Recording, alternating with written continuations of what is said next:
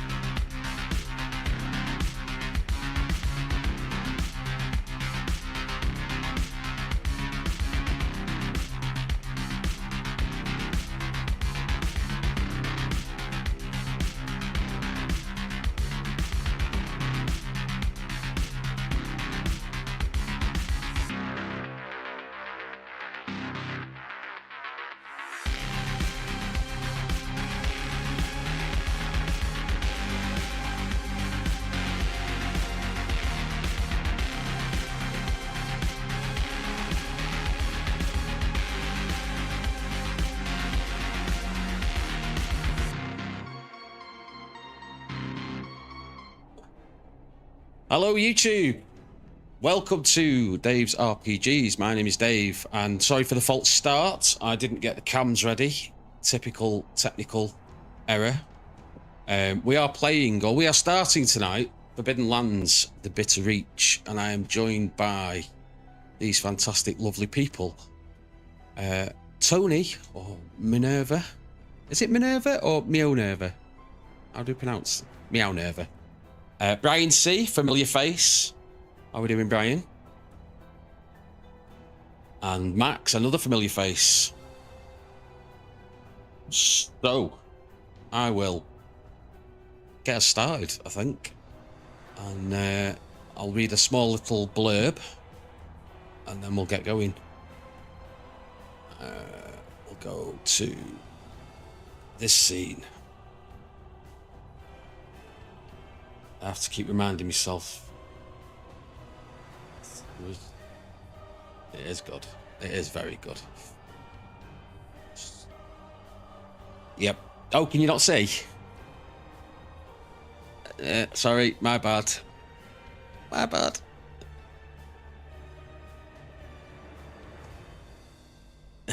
There you go. So, for weeks, the Ravenland has been disappearing behind you. First, its mountains vanished beneath the horizons, then its forests, then even the seabirds seemed unwilling to follow. Since then, there has been only the sea, grey, cold and endless. Your passage north has not been an easy one.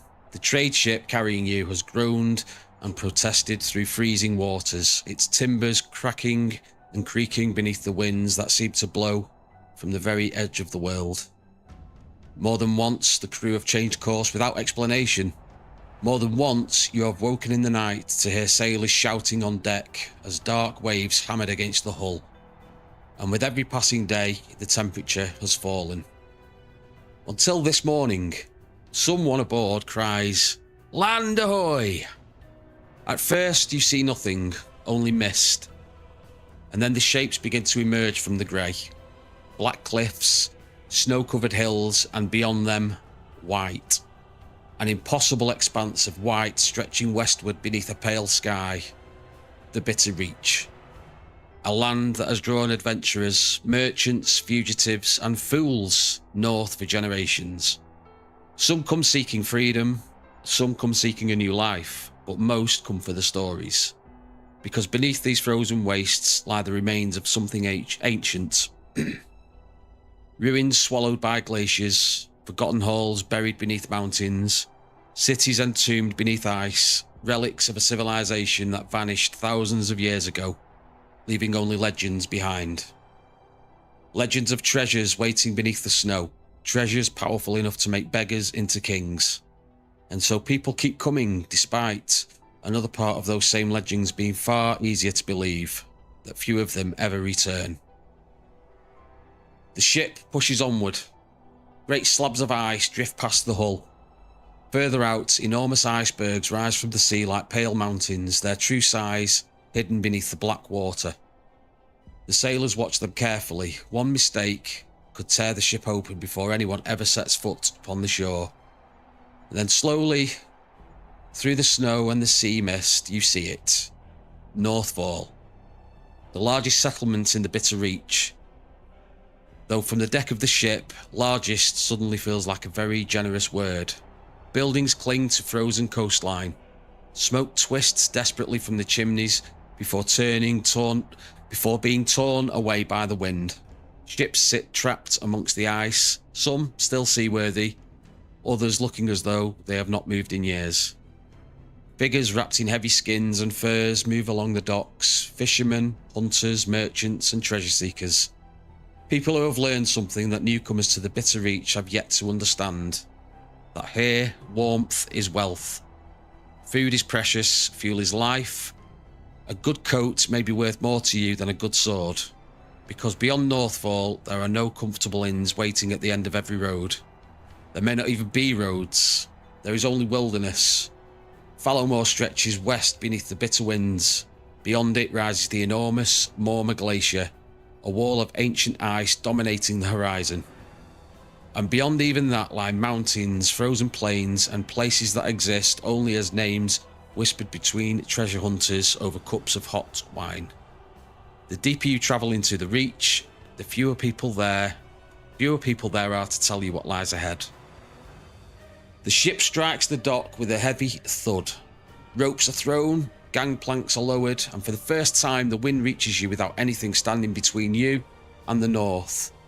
And it cuts through your cloth, through leather and through the skin itself. The air is so cold the first breath catches painfully in your chest. Snow crunches beneath boots on the dock. Somewhere nearby, someone is shouting prices for whale oil. Another voice advertises heavy fur coats. A group of exhausted-looking adventurers unload battered packs from a sled. Across the harbour, a bell begins to toll, and standing there at the edge of the frozen world, one thought becomes very clear.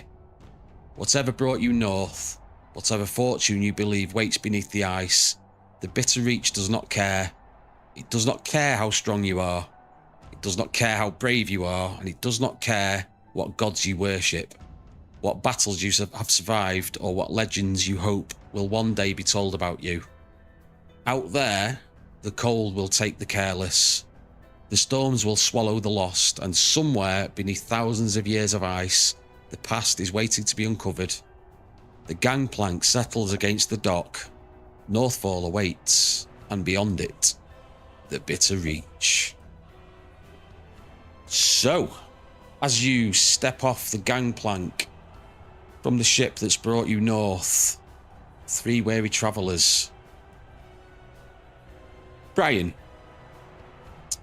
what would be a person's first impression of your character? Introduce yourself and tell us a bit about Sonilia, if that's how I pronounced it, if I did it right.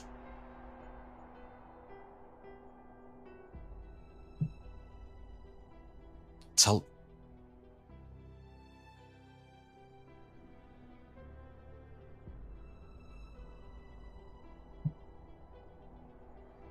Oh, just 1 second. Stop. Can't hear Brian. Bear with me. That might be my fault again. Sorry. Hold that thought, Brian. That's my bad. Testing. Hello. There we go. Sorry, that's my bad. Thank you, Oliver. Start again, Brian. Sorry.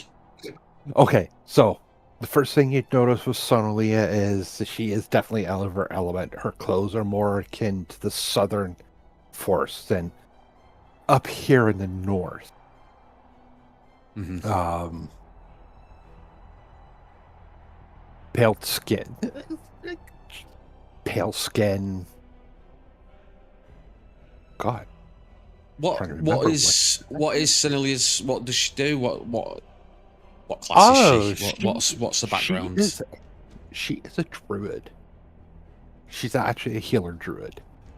Excellent.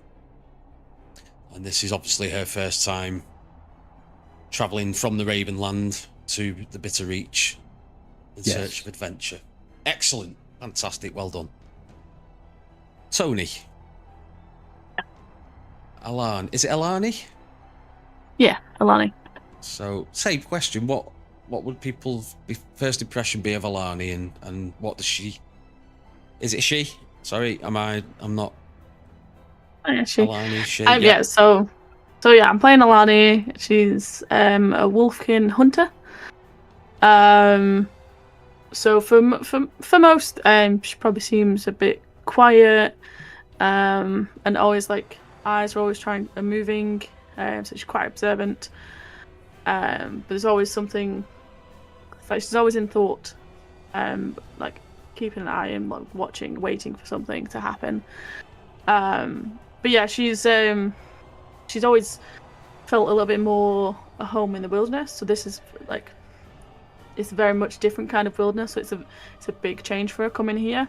Mm-hmm. But she enjoys nature and loves animals and is fiercely protective of those that she cares about. So yeah, I think that's Alani.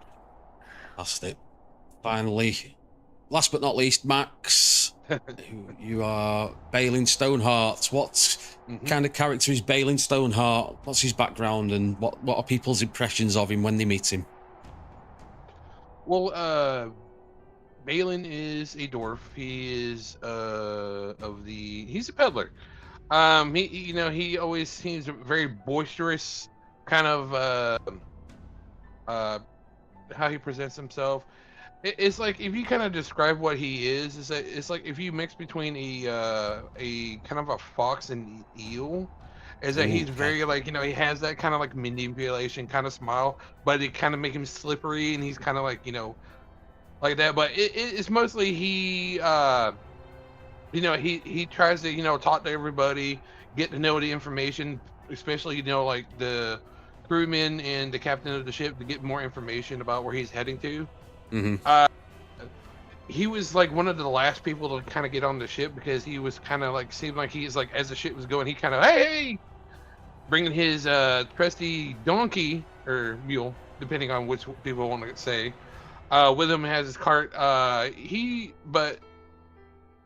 he's a wheeling dealer. He tries to get the best deals. And he's hoping maybe to see what kind of fortune he works out here, but he's always keeping an eye behind his back, like if something's trying to follow him. Perfect. Well done. Does your donkey have a name, or ass, or mule, or whatever you want to call it? He calls it Granite because it's stubborn. Granite. Excellent. Let's change that then. We'll call it Granite. There you go. You now have Granite. So, you guys disembark the trade ship that has brought you to the Bitter Reach and dropped you in the town of, or the settlement of Northfall. You don't know much about it. Get rid of Balin there. Hopefully you can see this one. Yes. Yes, excellent. So, Nice. it is 6:25 in the morning, give or take. Sun rises at 6:15 and sun sets at 7:44, to be specific. It is Blood Day, the 17th of Summerwane in the region. So it is the first quarter of the day. The day is separated into 4 quarters. Whilst you're in a settlement, you can pretty much do whatever you want and go to wherever you want. Hopefully you can see. Can you see the markers on the map? I don't know if you can or not. I don't think you can. No, it's I just don't very think simple. so. No. Okay.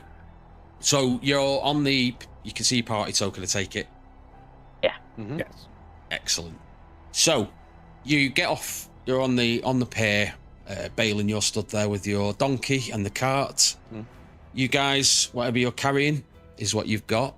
At the end of the pier, there's a signpost saying "Welcome to Northfall," and there's, to the right, it points down to this part of the settlement. There is a camp of whalers. This is the whalers' camp. So this is where the whalers operate out of to get the whale oil that they're using, lanterns and all the other lovely stuff. Okay. You wander down a little bit and you see that the bloody butchered cadavers of whales. Alana, that might disturb you a little bit because I know you're an animal lover. Alani, not Alana. And you see rats in the street that are nibbling on the discarded sort of guts and bits of sinew from the whales that have been stripped. You see the cabins off into the distance near the beach of the whalers, and you get that smell. It's a thick, pungent sea smell. To the left is the fishing wharf, which is exactly what it says. This is where the fishermen operate out of. Fishing huts, different sizes, mishmash of them. Some have got like fishing gear hanging outside them. There's a few boats moored sort of in the pier section. These are the guys. These areas are like almost like the slums. Not the slums, but the top end of Northfall is where everything is, like the inns and the shops and things like that, the merchant stalls. As you're exiting, the captain of the ship mentions to you about, well, you asked to be in the Bitter Reach, and now you are. My advice would be go and find a tailor quickly to get the right clothing, because you won't last long without it. And with that, I hand it over to you guys. You decide where you're going and what you want to do. Yeah. Probably the first place I'd want to go.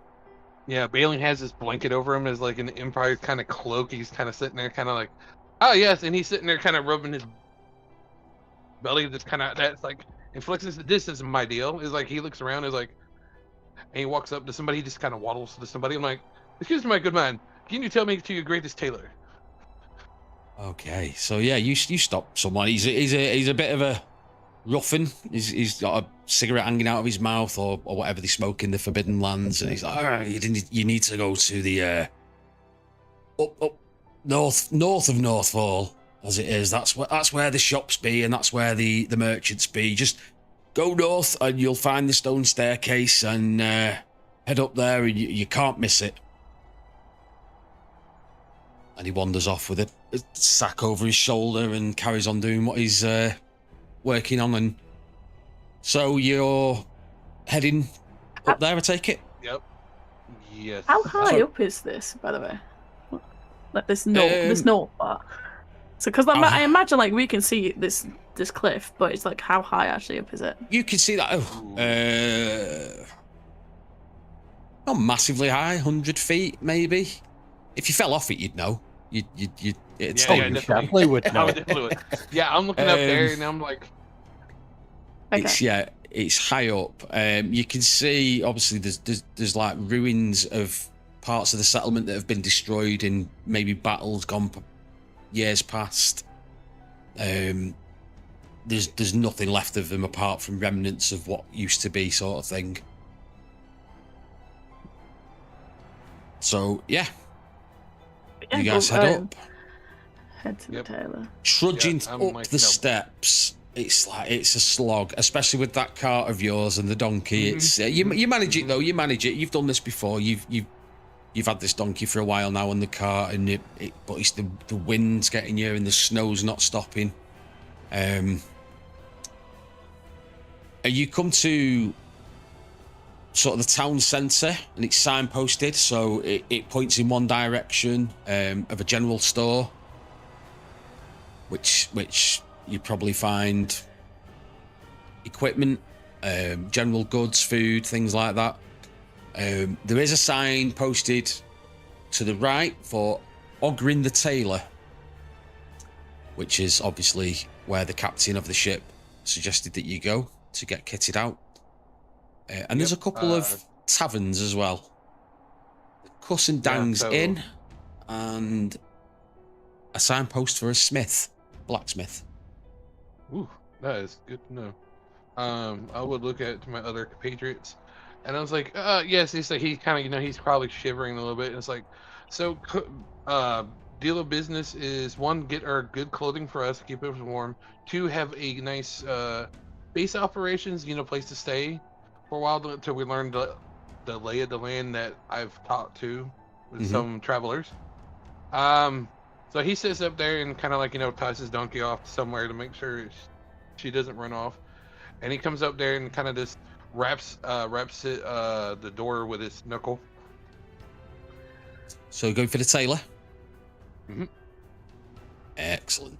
So you make your way through town. Yeah, it's little bit of a walk. You've tied up the donkey. You've found a not a proper lodging for a donkey, but they've got the little posts. You can sort of tie them up, and you make your way over to Ogrin the Tailor. It's a small house, quite humble.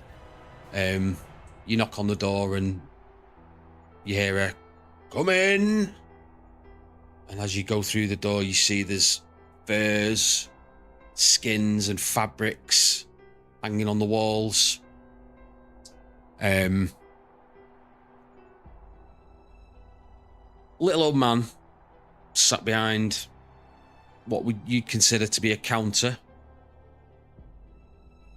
Quite thin, quite tight lips, got a bit of a weathered hat on his head. Gonna do for you. He kind of gives a small little, like, like, I wouldn't say bow, but this little respectful kind of nod.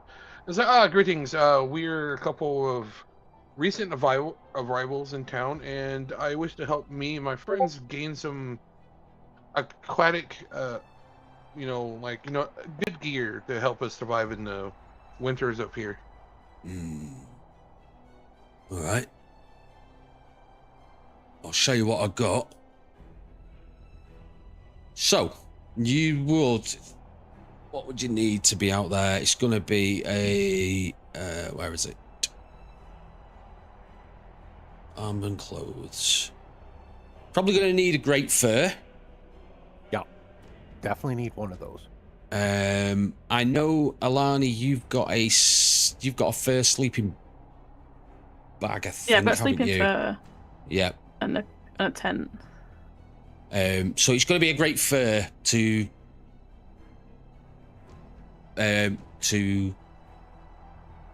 keep away the elements each. I've got a few great furs. I've got 3 silver each. He pulls one out of the back and shows it to you, and it's obviously the animal it was taken from was built for this region. So polar bear fur. That's it.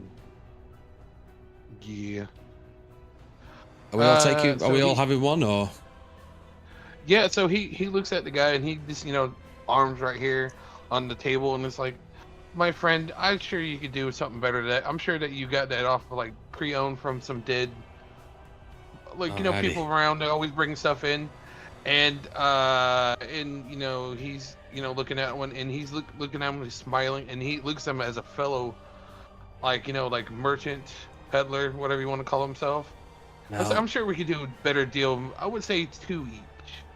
Don't be more surprised. Don't do deals here. It's 3 silvers each, but Max, you get the first roll of the game. Well done. You can roll me. So this is a manipulation roll. And this is, you're going to be rolling against the merchant. So you roll manipulation against insight. So let me pull up Ogren's thing, because insight is basically him seeing through your salesmanship. Insight. All right, so roll. Do your roll. So I think you just click manipulation. Yep. There you go. No successes, and you got 2 skulls on that. So if you push it, you might take a bit of a whack. But let me roll my insight first. Oh, absolutely.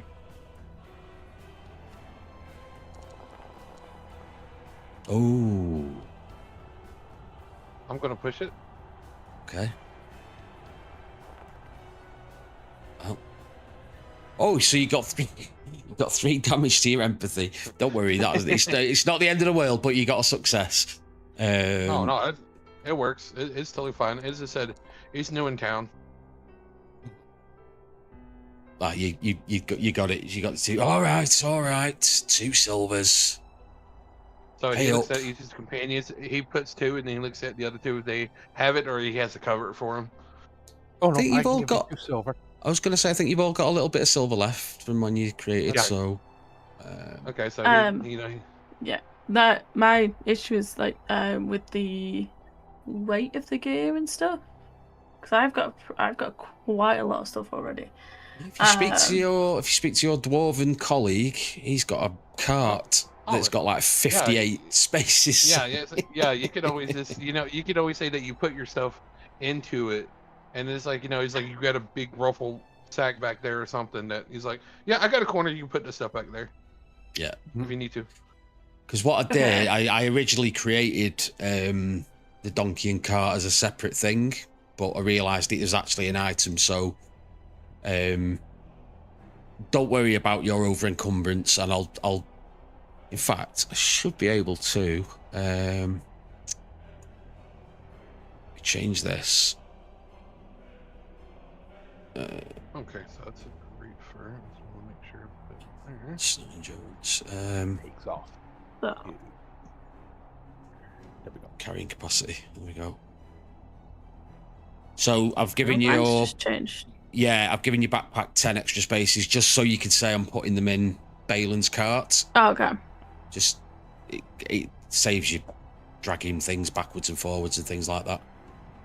So, the great fur, is it one of like a burqa, like where they have the big hood and it's like a big coat Yeah, kind of deal?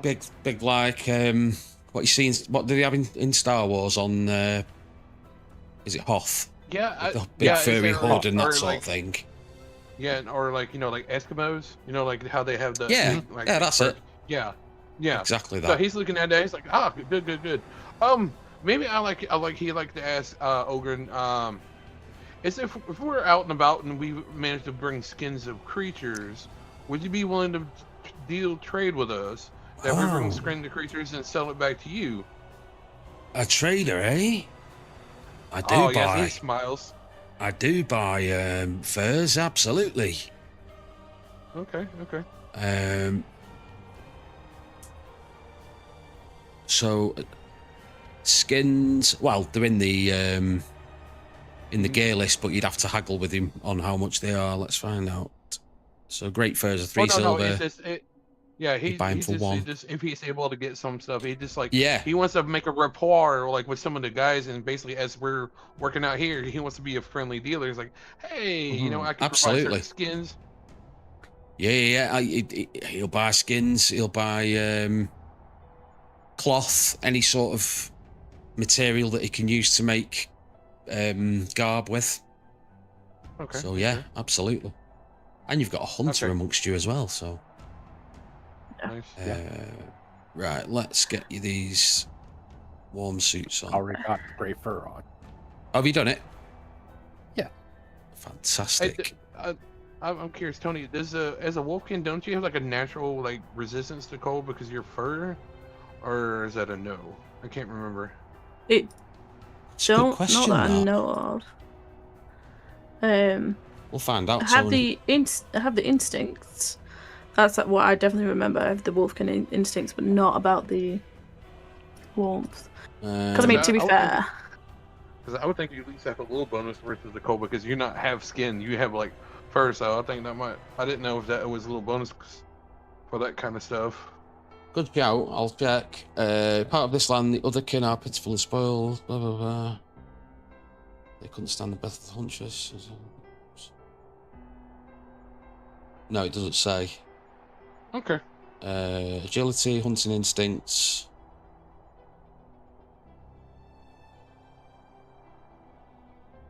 No, it doesn't say. Because I don't think the wolfkin are from this part of the world, so even though they've got fur, it might not be adapted to Okay. the bits of reach. But yeah, no, it's a good question. Fantastic question. Yeah.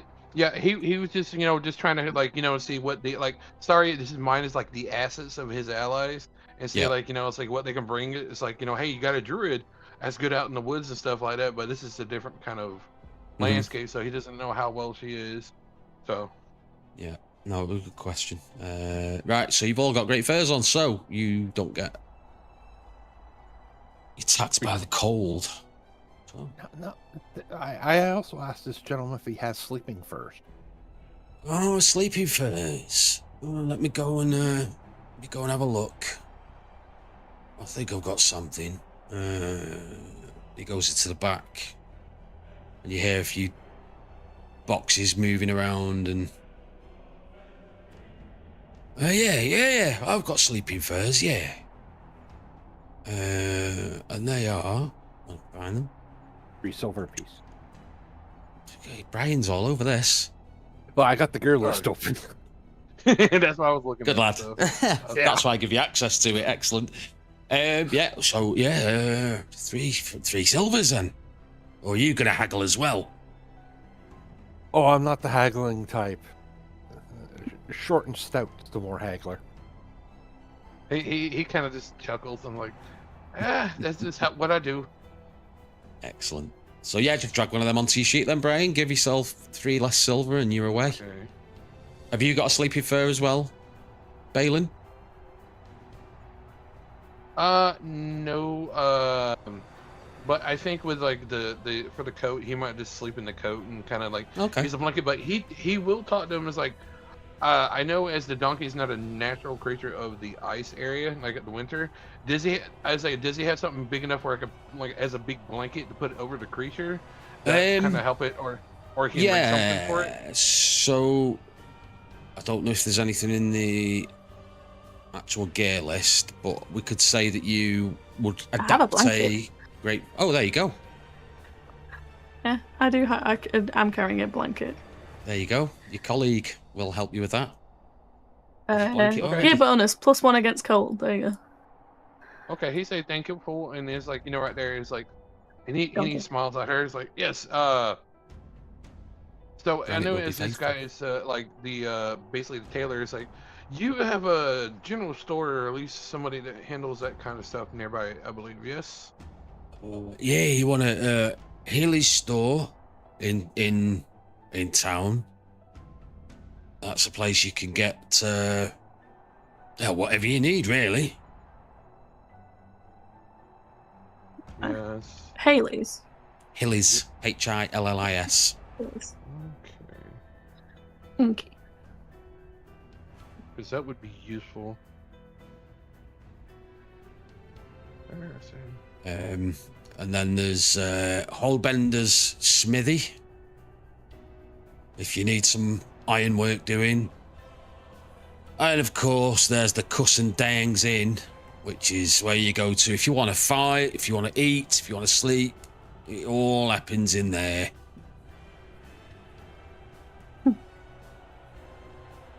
That'd be a good place to look into, like, get some information.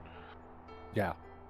So he's thankful right there, and he starts heading out, and you see him like just kind of crunch, and he's like, "Ooh, you okay? All right, good." And he's sitting there, kind of just sticking in his pockets, kind of right there. It's like, and he starts heading to the general store. We're looking at the other two, as they're following along. Okay. Are you all heading to the general store? I take it, yeah. Sorry, Tony, go on. Yeah, I'm gonna. I'll put the blanket over the donkey, like tuck it in the reins or whatever, and I'm gonna pop my cauldron and a spare cloak. I'm guessing it's just a thin cloak, so I'm gonna pop that in the cart. Okay. Yeah, so I won't. With the donkey, we won't worry about the cold affecting it, but the terrain obviously will. Mm-hmm. When you do eventually travel, you're not properly traveling outside yet. But it is a bit later in the day now. Coming up to like 9:20, so you've been wandering for a few hours. You heading to the store? Did you say? Yes, the general store. General store, yeah. Yeah. It's over here. So you see, as you're approaching down the street, and there's kids running past you that are playing, and there's people going about the daily life. There's a few animals knocking around like dogs, and you see a few birds on the roofs. You see a house. Well, it's not a house, it's a store, but it's like a converted house. Mm-hmm. And you see all the stuff stacked outside. There's all different pots, pans, like Aladdin's cave almost.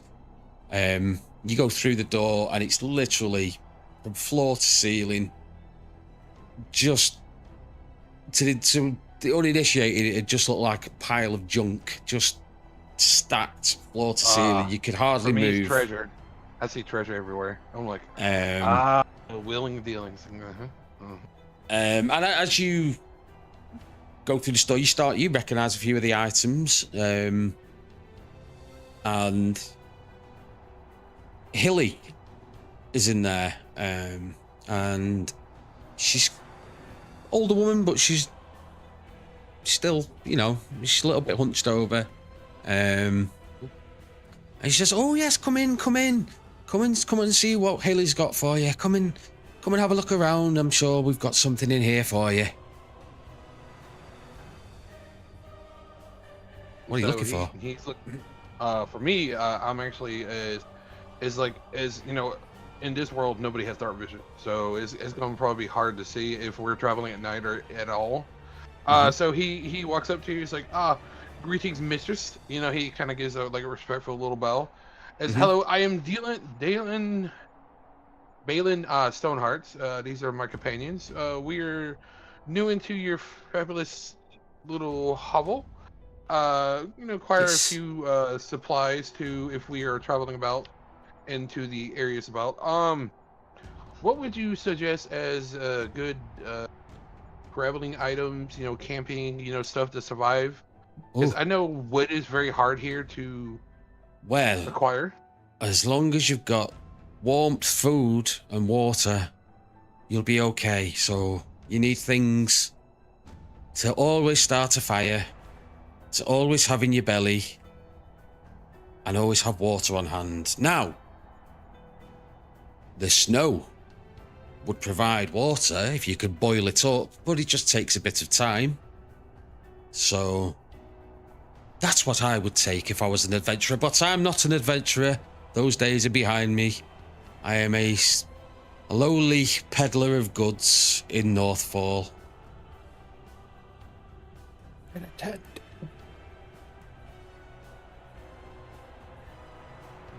Anyway, what do you need? What do you need? I can sell you whatever. And she starts putting things in your hand. I've got shovels. I've got axes. I've got pliers. A question because I've got a short bow. When I was doing character creation, I got a bow. I've never noted down any arrows. Are we tracking ammo and such like that? Arrow. If you look at the So if you know in Land of Eam, you have a usage dice. So when you use an arrow, you roll that dice. If it rolls on a certain number, that dice will reduce. Like it'll go down to a D8 or a D6. So at the moment, you've got water, you've got arrows, you have got food and torches as well. So until it gets it goes down to D8, D6, and then or D4 and then nothing. D4 and then nothing. And then that means I've run out. Yes. Okay. So ammo's not really tracked, but it is. So it's not got a numerical value. It's just a usage dice. Hit me. Okay. Yeah. So, I have a cauldron for cooking, and I do have a small tent. Small tent's only going to fit. So I was going to say it's not going to fit all of you in. I'll keep your donkey warm. I've got tents. Do you want a tent? I've got tents. I can sell you a tent. She starts rummaging in a box. I've got tents. Do you need a tent? I've got some rope. So he walks up to her and gives her his winning smile and kind of his beard a little bit, you know, just sitting there with the mustache. It's yes, and probably he looks over her goods and stuff like that. Do you have a will, he looks brand new tents, but he's looking for is a serviceable one, because it's somebody more turn one in, but it's worked well enough, survived, and he's kind of looking at, and he's trying to look for one. Do you have one that's really good use? But what is it you're after? A large tent for my companion. Tent. A large tent. A large tent. Oh, let me have a look. Have I got a large tent? Let's find out. Have we got a large tent?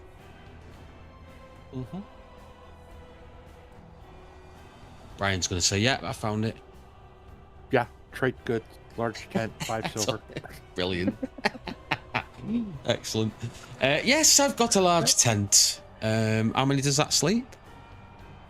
6. No, 6. Oh wow. No, yeah, it's a big. It's one of the big puffer tents. It's that one. Yeah, but I think it says it takes it. I was going to say, it says a day. Might take a while to put up. Let's have a look. So I can't find it, Brian. Just point me in the right direction. Trade goods. So trade goods. Got to scroll down. It's about halfway downish. Yeah, a little more than halfway down. Oh wow, there it is. So 5 silver. It's an uncommon item, and it's 1 day of time to put it up. So you'd spend a day putting that up. So it's almost like you're building a small building almost. Yeah, because I think that some of the buildings are out there are basically like tents themselves, and it's just like like either like like Hmm. skins of whatever animals and stuff like that. Yeah, so he's looking at something like that in case it's like it's nice to have that one as a permanent structure that if we know a safe spot to be, we can always come back and it's like I'm exploring this area, come back here, and we have a setup built like campsite right there. It's always I nice to mean, have. yeah, I agree. It's entirely up to you. If you want a large tent to take with you, it's just going to take you a day to put it up. I'm not going to make you sit and do it for a day. We'll just say a day's gone past, and but it depends where you want to put it up, and that could be your base of operations, and you get a gear bonus +2 to making camp during journeys, but it's just that length of time it takes. But you need a knife, needle and thread, which and raw materials. I don't think you need any for that, do you? 2 cloth or leather, but you're gonna buy it if you buy it. Make it. In fact, yeah, I'm gonna say that one day is to make it from scratch. Yeah, it's not to that put makes it up. sense. Yeah, so if you bought it, it goes up instantly. If you wanted to make a large tent from scratch, you'd need cloth, needle. Does that? Yeah, that makes more sense. Yeah, that makes sense. Well, Okay. it's that because with a small tent it serves 2. So yeah, I was saying is that I would probably grab another small tent. If you two share one, I could share one with my donkey. Because I mean, she's about as small as I am, so we can that one. But it's an idea later on if we need a permanent resident somewhere, we can always make one. But and also you can make an igloo. All you do is like you can just make a snow igloo out there, anyways. Which is kind of the same thing. that would take you a while. Well, I know. Yeah. But So yeah, you're more than welcome to buy a large tent. You could buy a small tent. You can buy what you want. You've got the list. You tell me what you want, and if you've got enough silver for it, we can haggle. So what he does is that he would haggle with her, but as she's more general story, he's going to be smile and basically pay full price of it. But too, it's like I'll take a small tent, and he's like, yeah, it's this to help us out. And do you have any I think it'd be like when I'm buying say oil, right? There's 2 different ones. It says one that says oil lamp and one that says lamp oil. One's like 2 copper, the other one's like oil 5. lamp. Oil lamp would be the lamp, and lamp oil would be what you put in it to light. Yeah. Yeah. Okay. Yeah, that's what it would read. So if you buy lamp oil, that's the component you use with your lamp to light it, and it lasts a quarter day. Okay. Also, forgot to mention, and you probably all got this straight away anyway, 10 copper is 1 silver, 10 silver is 1 gold. Mm-hmm. Once you spend it, just do the math. Yeah. I'm not doing that for you. I trust you to do it. It's not a problem. Oh no, there's a little minus plus, so you can only do it that way, right? There you go. Even better. So that helps out with that one. Well, yeah. So he, he purchases a small tent. Also, he just wants to get oil because it's to help burn stuff. Okay. Is that I don't know if they have more like a little tin thing where because it's you can't make a fire, but it's a little like a stove, like a little portable stove where you can actually move it around. I don't know if they have something like that. Let's have a look. I know what you're talking about. They've got a metal plate.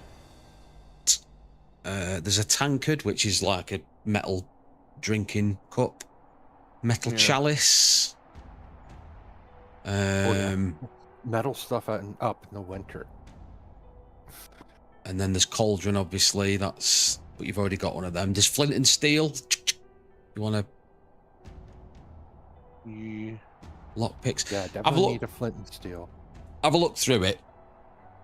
Make a note of what you want, or just drag it and drop it onto your sheet and do the mathematics. But yeah, she's not stopped talking, and she's shoving all this stuff into your hands. We've got this, and we've got this, and we've got this, and we've got this, and everyone, all of you, she's got these, got. So that's the selling tactic. It's already in your hands. Absolutely, yeah. You've got It's in your to hand, you've bought it now. You touch it, Um, you pull it. Yeah. No, just puts down on the table. Got this. It's like what you want. It's like here's some cash. There you go. So when you do venture, I will say, when you do venture out into the Bitter Reach, same thing applies. There's 4 quarters per day. One of those days, quarters has to be spent sleeping or resting. Otherwise, you get effects. You can do things like hunt or forage. Tony, you same as Land of Beam essentially. You can hunt. We just don't have the campfire stories. Okay. Every day, at the start of every day, you roll for the weather. So it's 3 rolls. You roll for the wind, the snow, and something else. I can't remember. Wait, really? Yep. Oh my god. Yeah, oh yeah.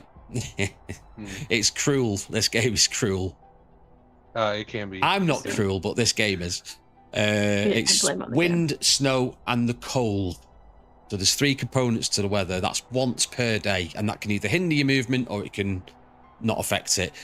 You obviously need to eat and drink and all that sort of stuff. So you're aware. Okay. So my yes. question is that before we get continue on, does everybody look like what they're getting? As I said, you guys don't have to, you could have it on you, but it's in the wagon right now. So just let me know is like what you guys don't get.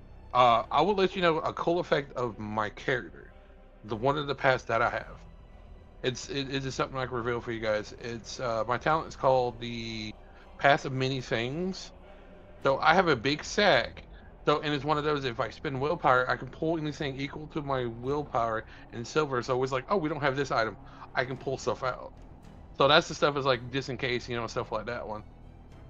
Okay. That's kind of why I like that. That's why as the character's like, hey, we don't have this. It's like, wait a minute. I was like, that's why if it fails, I'm not worried about it. I get willpower. I actually got a character I can use willpower with, which was nice. Yep. But yeah, I'm just curious. It's like whatever people don't get. Yeah, talk about it amongst yourselves. You guys decide what you want to Yeah, buy, it'd be what you like, want to take. Yeah, like flint and so- steel, was stuff to make. For me, like Alani's like focused on what you'd make for camps. Like we need to make fires. We've already got the cauldron. We've got tents. We're gonna, we can be comfortable. So it's a fire. What else do we need it? I don't know if there's anything else we can actually get. I had a question for you, Dave. Mm-hmm. With one of the items is either it says a barrel or a clay jug. I know like a clay jug was kind of like fireproof a little bit. Yeah, clay jug. Yeah, it's like how like some people can use it as a fire, right? So if we get a way that we can use a clay jug as like a portable little fire place, little thing, just for cooking, not like it's great heat. It's just a little jug where you can just kind of put it in there just to cook food and stuff. I get what you're saying. So you literally just lighting a little fire in a cup, and you could cook like a little it's burner sort of thing. It's a little jug. It's a jug, and you just like as a cook food and stuff. Yeah, I'd allow that, so you could cook on it, but you wouldn't be able to get any warmth. Oh no, sort of thing. But that's fine. Yeah. But you need you'll need either oil and little bits of wood or something to put into the cup to light.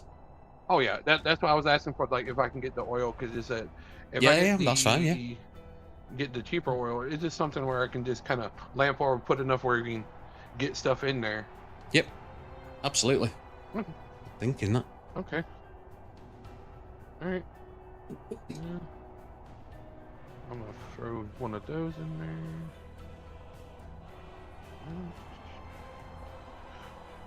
there. Do we know is in there's no, I don't know if there's any woods or anything like that, or is it just like it's just so cold there's like really nothing like green woods or anything out there in the wild? Or so you can forage for it. You can forage for the wood for burning and things like that. That is something you can forage, even though it is cold. It just needs to be dried off. But we can cross that bridge when we come to it for foraging or hunting, things like that. Okay, it's just a curiosity. It's just, and also it depends as a player. depends where you are in the world as well. So some places are like the hills or the dark forest will give you a negative, or the mountains will give you a negative on your modifier, and some places like the marshlands and the ruins give you a plus to your foraging. So there's depends where you are and the time of year it is as well. Okay. So yeah, I grabbed the clay pot, and I got lamp oil just to help put the fire in there to light it whenever as a little cook fire for you guys. I don't know if you guys need anything. I have 5 silver left. Just I'm basically looking to see what will help us out for for whatever we need. Well, I've got a flint and steel, and I've picked up a bandage. I'm not great at medicine, but I feel that having one is good. Other than that, because I'm just looking at trade goods, so have a think about as well. When you're out in the wild, Alani, you're a hunter. You're essentially one of the ones that's going to be providing when food does dwindle. Fishing might be something you think of, although there's not many lakes and stuff like that. But I was gonna say, I just assumed everything would be frozen. You have got access to a map at the bottom of the journal. It should say player map, and that gives you a picture of the Bitter Reach. Okay. Now that map is old, so it might be unreliable. So you might see a settlement on that map and think, "Oh, let's go there." And when you get there, it might not be there, or it might be destroyed, or there might be something else waiting there. Yeah. So. Oh, can I ask? Is this a paper map or is this a skin map? Like how olden times, where they called it. It's a paper one, but it's just old, and it was. I think it was before the whole blood mist thing, and then when the blood mist lifted, and so it's unreliable. But it's the only map you've got. Yeah. Probably on parchment more than paper. Oh, parchment, yeah. That would make, or vellum. Especially if you want to survive up here. Yes, very true. Okay. I would say probably a snare is I will acquire a snare for Tony, because that does help out a lot. Catching I do animals. have I picked up a snare too. So. Oh, so you got a snare? I was just saying, it's not just Tony that Alani that can do hunting. Anyone can do hunting, obviously, but Alani's character gives her the bonuses because that's she gets the essentially what she is. Yeah. Okay.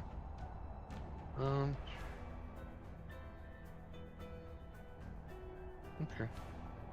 So it's in this lady's name. What was her name again? Hilly. It is Hilly. Okay. Yeah, I'll pick up a fish in that. Oh, is Hilly a halfling?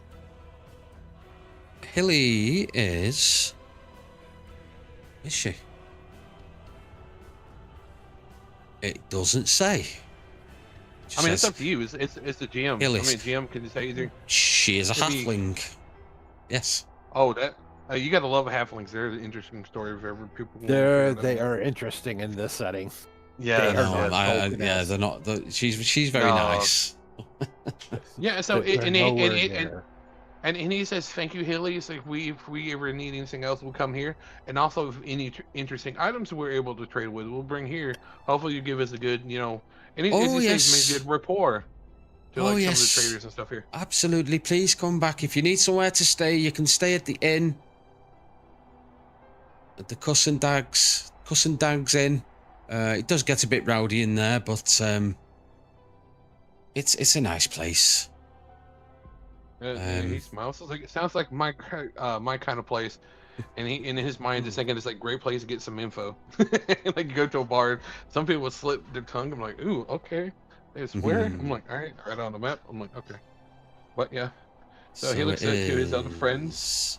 Shall we find a place to stay for the night, or at least it's still morning. We're still in the morning, so we're just heading into probably the second quarter of the day. So you've still got plenty of time to wander around and do what you want to do. But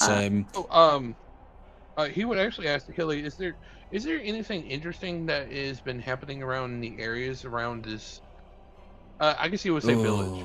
Yeah, I tend to keep myself myself to myself. I just wait for people to come to me. But usually there's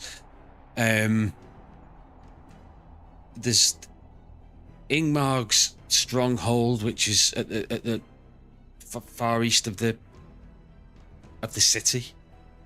But I try not to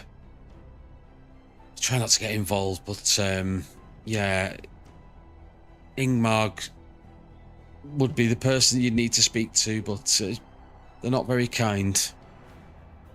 Who is Igmar? Ingmar is based over here. I will tell you now. Well, Hillis will tell you now, should I say.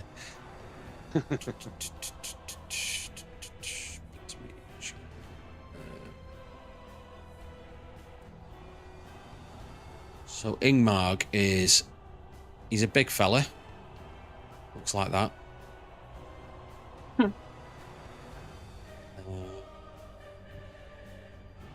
Is he kind of like the ruler of the city, or he's not the ruler. He's like he is and he isn't. He's sort of self-imposed as the ruler, and he taxes the traders, and not everyone likes him. But yeah, she explains that Ingmar's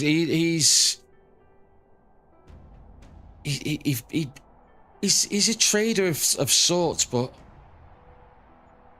yeah, we don't really like Ingmar, but you'd have to go and speak to him. He lives in the stronghold on the far side of the city. Or you could just ask around at the inn. They might know something there. Yeah, that's right there. So, the stronghold, is that more like a ruins, or is that something they recently built, or something? So looking at it, that's the sort of like the last standing stronghold. That wasn't destroyed when whatever destroyed the others was. Okay. I was just curious because I do have some skill in crafting, so it's one of like the dwarven thing where he's just kind of looking over it and he's like, if it's more like a ruin, or is it at least a more standing building that has survived from whatever has happened to this land. So he's like, yeah, so thank you. He looks at the other two. Is there anything else you want to look about the city, or? Anything? No, I think the only other place we noticed was the blacksmith, and I don't have a need for anything yet. But yeah, I think getting a bit warm by a fire, and asking around. Because that sounds like a good idea. Mm-hmm. So just trying to think back. So we came here, it was like for opportunities and such. You basically to, like, get away. Yeah, exactly. Just maybe treasure hunting, maybe seeking fortune, fame, or whatever it is, or a trader in Balin's case, maybe. There's no. Yeah, you just opportunists, essentially. Yeah. Let's find out. She does say, as you're leaving, she thanks you for your patronage, but she does say, there is the marshal's house. If you're going to go to Ingmar's, there's a marshal house at the bottom of the hill, which is around here, and the marshal is constantly not fighting, but him and Ingmar are always at each other's throats. Basically, Marshall is the one keeping Ingmar in check. If the Marshal wasn't here, then Ingmar would be taking over this city. Full stop. So he's like, is he like kind of like the constable? Yeah, he's like the sheriff, city? or that sort of thing. Okay. But yeah, the Ingmar's got like the big stronghold and the marshal looks after the citizens, but there's like this constant battle Oh yeah, between no, the two. Balin's kind of like yeah. I've been in many cities like that, and you know he kind of looks at the big, you know, as he's stepping out, looking at the big fortress, and it's like some men like to overcompensate sometimes, but you know he starts walking. That's it through, but Ingmar he's a merchant. He just thinks himself above the law, which doesn't bode well for the town most of the time. But we get by. We get by. So, Thank you. what are you doing? Where do you want to go? What do you want to do? I would say, as like Tony said, that we could probably go to the inn and at least get some food, get something to drink. You know, I know. Granite is probably, you know, even with the blankets, kind of a little chittery. So I was like, get her something warm to eat and stuff like that. And it's nice to have some more mead. Yeah, because Okay. I'm thinking like maybe get a little bit more information if there is any before going to this. Whatever you want to do. No, yeah, it makes sense. So you head through the streets, the snow and the wind still biting. The closer you get to the inn, you see you drunk people coming out and singing and shouting. You hear laughter, and sort of all goings on inside this building. And there's Certainly lively. There's people even outside, even though the weather is as bad as it is, that are stood drinking their ale, laughing and joking. And as you go in, everyone stops to turn and look at you. Not suspiciously, because they see traders come and go quite regularly, but there's a split-second pause. And then they all go about the business again, drinking, laughing, talking to each other. And as you approach the sort of bar area, you see two faces that look identical behind the bar. This is Kuss and Dang, the proprietors of the inn. Are they human or dwarves or? They are whatever I want them to be. They are human. They are from Alderland. And they see you coming and they say, "Hello, strangers. Hello, welcome to Kuss and Dangs. What can we do for you?" And they point to a menu on the bar, and there's a menu of what they offer, which I will post for you in the chat. Okay. I was like, Balin just orders the cheapest food, and at least something warm drink. Even if it's like not ale, like like mead, and probably even tea. It's just just. Oh, do that. Move that. Keeps showing up as party. So there you go. That is Kuss and Dang's menu, and you say, "Oh, you're not from these parts, are you? We know most faces around this area." Oh yeah, we just recently arrived. Oh, you're looking for fortune in the bitter reach, eh? Mm-hmm. Looking for something for sure.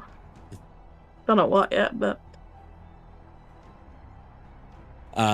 see what's out there.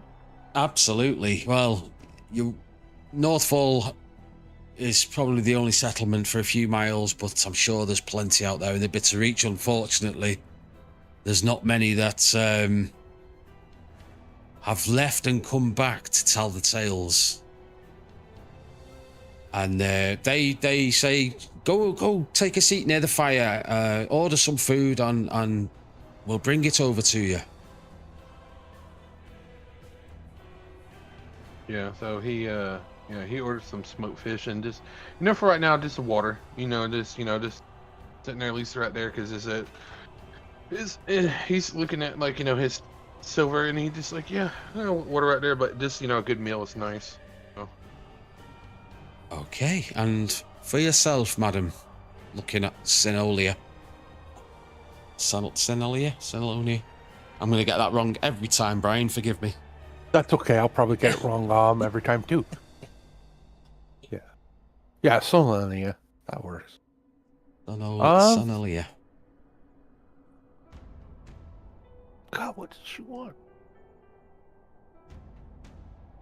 Well, we do onion, salted meat, dried fish, soup of fish, smoked fish, stew of whale meat. We've got lots of whale meats. Them whalers, they do quite well. Roasted almonds. We can have some ale, tankard of ale, sour wine, or a mug of liquor.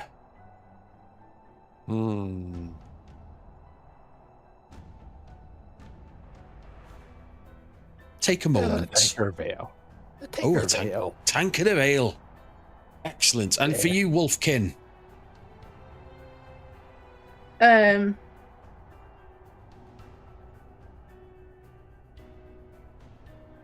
Yeah, mug of liquor. Mug of liquor. Nice. And they go off into the back, arguing, pushing each other, constantly calling each other names. Siblings. Absolutely. And a bit of time passes. They bring out your meals and your drinks. We're getting to, let's say it's about 1:30 now in the afternoon. Mm-hmm. The sun's still up in the sky and it's bright, but the snow and the wind's not letting up. And yep, go on. Sorry. As you know, everybody's like, everybody's getting their food and stuff like that. You see Balin kind of looking around, and he's kind of listening to other conversations and trying to pick up little tidbits here and there, because he's like, as is a peddler, he's always listening to like different, good advice, good little, hints and stuff like that. When he's just sitting there quietly, just listening to other people and just try to pick out anything interesting that's been going on. Good shout. Give us a. What would it be? I don't think it would be insight. Yeah, I'm gonna say it would be insight. I think it would be. Yeah. Okay. All right. So he's, as you say, he's just looking about. Oh, there you go. Nice action. Excellent. So yeah, you hear there's an argument going on in one corner. You can hear the twins in the back still pushing and shoving each other. One of the conversations you hear is, and there's sort of like two guys sat at a table talking over the mugs of ale. And they look like fighters. They look like they've been in a scrap. They've got scars. They're quite well built. They've got garb on that shows them as fighters. One of them's got a sword, and they mention a place called the Field of Swords, but you can't quite catch where it is and what it is.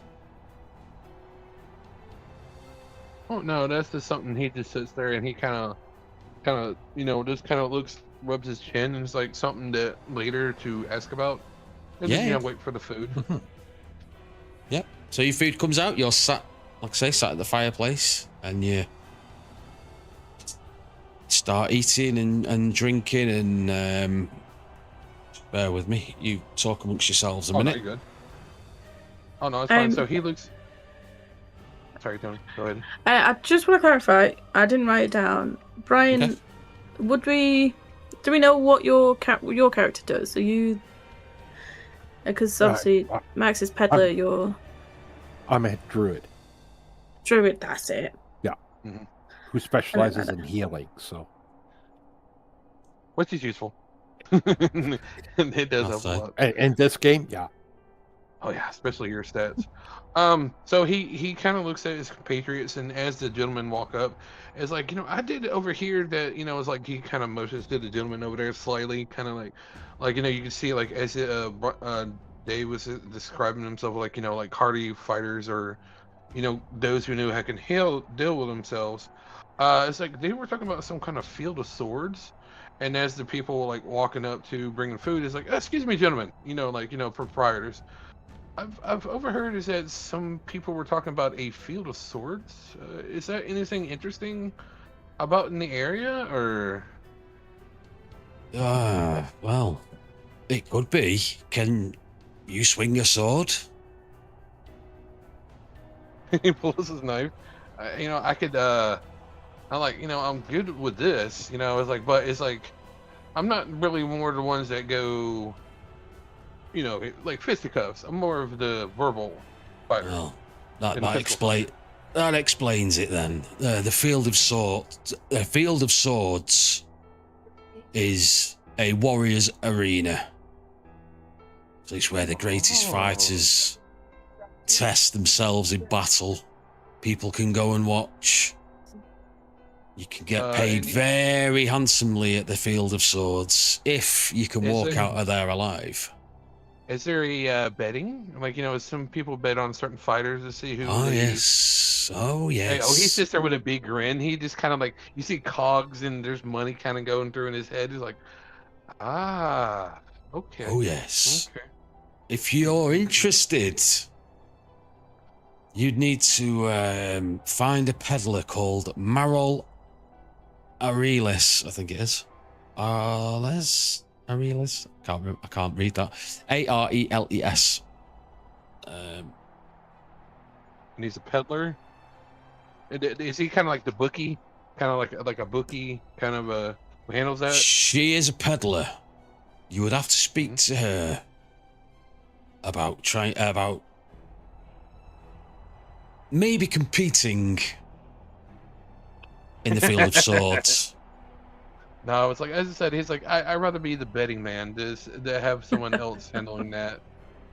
So it's like is this another way he's just thinking? Is like, that'd be a nice another way to get some funds to help us out. So it's like he just sees that right there. I mean, that'd be kind of cool. And he looks at he looks at his wolfkin companions like, are you good at any of the rough and tumble type of deal, or? Are you asking the guys? Are you asking your? No, yeah. I'm asking Tony's character. Oh, sorry. Go on. I know enough to deal with the animals I hunt. That is it. Well, I mean, and I move my hand towards the one and only dagger on my belt. Well, yeah, he understands both. One of the guys says, if you're gonna go to the field of swords, I would suggest picking up someone that can handle themselves in a bit more of a fight than a hunt. Well, I mean, that's not to say it's completely useless to you, of course, but Marol is recruiting for fighters, and she wants to find someone that could be her champion. No, like, it's like he would think about that, and it's like, that's good. And is it just with the map? Is that the it looks like the big circle thing that's sitting there with the little towers that's sticking out on the left side of the map? That's like over here. I'll tell you what. Let's do this. Makes it easier, doesn't it? Can you see that? Oh yeah. So this is unreliable. This is your map, but it's unreliable. So you're here at the moment, Northfall. You can't see anywhere on there that says Field of Swords. Oh, I thought that would have been the the building that's in the rigger map of the city. That there's a circle, looks like an arena. No. I didn't know if that. No. I mean, well, I'm saying no, and I shouldn't. I could say. It's you can venture to it if you want and see if that's what it is. I've really given too much away there, haven't I? No, no, you're good. Um, No, so he asked the gentleman, do you know maybe the location, is that in the city or is that somewhere outside that they have it? So the fighter looks at his mate. He looks this sort of he's not. He says it's to the west. Okay. That's all I'm telling you. You're Well, not. you know, is it- You're not fit to go to the field of swords. I mean, you need a fighter in your party at the minimum. Oh But no, it's if like he kind of, yes, understandable. If you're leaving Northfall, it's to the west. Follow the river to the west. And that's all you get from him. Well, you know, it's so like, hey, that's another location. That's another way to. But it also is that he's thinking is that the Field of Swords is another possible location that people would be there. That I wouldn't be like another trading post, but at least is another point of kind of civilization. Absolutely. Well, Like people go there. Absolutely, yeah, you're 100% right. Yeah, so and he's just sitting there trying to get like, you know, the different things that right there, and it's like, you know, he say, thank you, gentlemen. If I do see you there, I'm hoping, and he kind of looks at wish you luck in your field of battle, and hopefully maybe bid on you. And he kind of gives him like kind of like a white grin, kind of wink, and he just sits back there. It's like, well, that's pretty nice.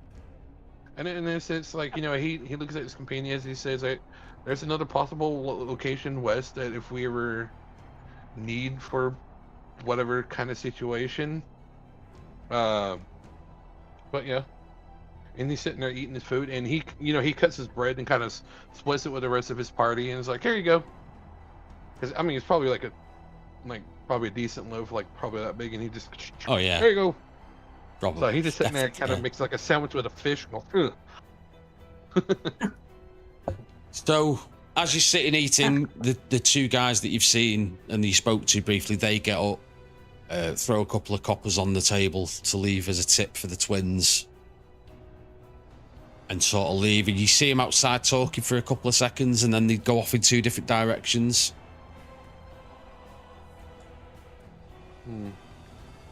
And So, he- go on, Tony. Yeah. so I was just within this bar, like, how varied is the clientele? How varied? As in class, or as in race, or? I mean, I'm going with this. Like, nobody's looked at me. Well, you've not said anybody looked at me weird yet, so I don't know. So I'm thinking race is okay. It's more of like, so obviously we know there's like fishermen. We know there's like whalers. Yep. Apparently are different. There's obviously traders and just general folk. But is there like other, like we've just seen some fighters? Is there like other clientele kind of thing? There's general town folk in here at the moment. And like I say, because when you entered, they were all drinking and singing and having a laugh. So it's almost like they all know each other. But the two fighters, well, they were dressed. They were big guys, and you could see scars on them and stuff like that. And one of them had a sword, and so they were fighters. Yeah.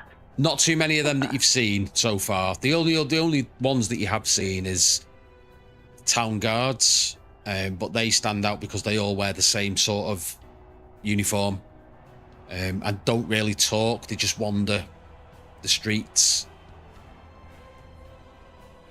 But there's none of them in the inn at all. okay. Does Northfall have allegiance to, like, you know, to a king from the past land that we were from, or is it more just the guards of that just kind of protect just the city itself? It's literally, so this city is like a self-contained place. Once you go outside, there's no one coming for you. There's that sort of thing.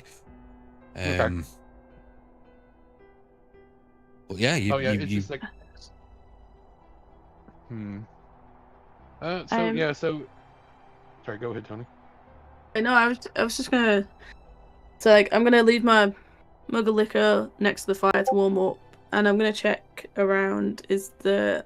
This might be cliche or whatever, but is there like a notice board, quest board, odd jobs boards for even quicker kind of cash grabs. Not that you can see. No. Not in the. There's no job postings on a board or anything like that. Well, you can always maybe talk to the marshal. He might actually have something that, like, could be like, hey, we got a problem out here to deal with, and might have to send people out for. That might be another thing we can look into. Yeah. It's just anything quick. Because it was just a thought, because obviously this is a port town, and generally a lot of, maybe not a lot, but people would be travelling through here. Well, you've got your tailor man. You could go hunting if you wanted to. If you wanted to dip your toe into the bitter reach, you could go hunting for pelts and skins and things like that. Your shopkeeper, she'll buy anything you can find, so when you get into, you can leave town at any point. You can go whenever you want. You can travel. A standard travel is, I've got it on one of my cheat sheets, bear with me. In fact, I think I'll give you guys access to it as well. Okay. Calendar. Who's measuring and spinning it round? It's all right. It's fine. You travel. Yeah, I like this. I like this calendar. I'm not gonna lie. It's got like sunrise and sunset and everything. It's so. This is fan made, by the way. I didn't make this. Someone put this together. I thought someone's going out of the way to make this so easy. There's some good stuff on Foundry. If your terrain is open and you're on foot, which you all are, it's 2 hexes per quarter to travel. So in a day, you can effectively do 6 hexes, because one of them quarters has to be spent sleeping and eating and stuff like that. So you can leave town whenever you want. You don't have to. You're not being made to stay in town. You can go. You could dip your toe into it. You could go for a little wander, maybe see what's out there. Go hunting. Test the waters a little bit, or like you said, Max, you could go speak to the marshal. Find out what's going on, if there's anything. Yeah, entirely up to you. I would say entirely up to you. I would say I'll look at the other two and it's like, it might be a good idea to talk to the marshal, because he might have information for outside the city that there might be problems out there that we may have to deal with, so we know beforehand that we don't have to, not be surprised, because we don't know like roaming bands of bandits or undesirable creatures out there, as we're new to the city. All of like the above. Him is like. Yeah, he's a merchant. He's trying to get all the information. It's like you go into the new city, you know who your rivals are, what your traders you got to deal with, who you can help with, getting trade lines, all that kind of stuff. So this is going through his mind. He's just trying to help them out. As helping them out helps me out surviving. So it's like, yeah. So that point right now is just more like worker, like business mode, you could say, for him. It's all up to you. Whatever you want to do. You've got control over that token, by the way. Let's go back to town. I like that map, by the way. That's cool.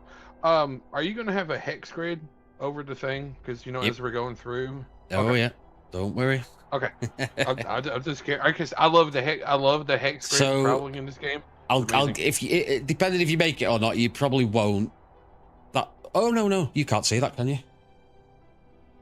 What can you see? Snow. Right, so you can see just snow.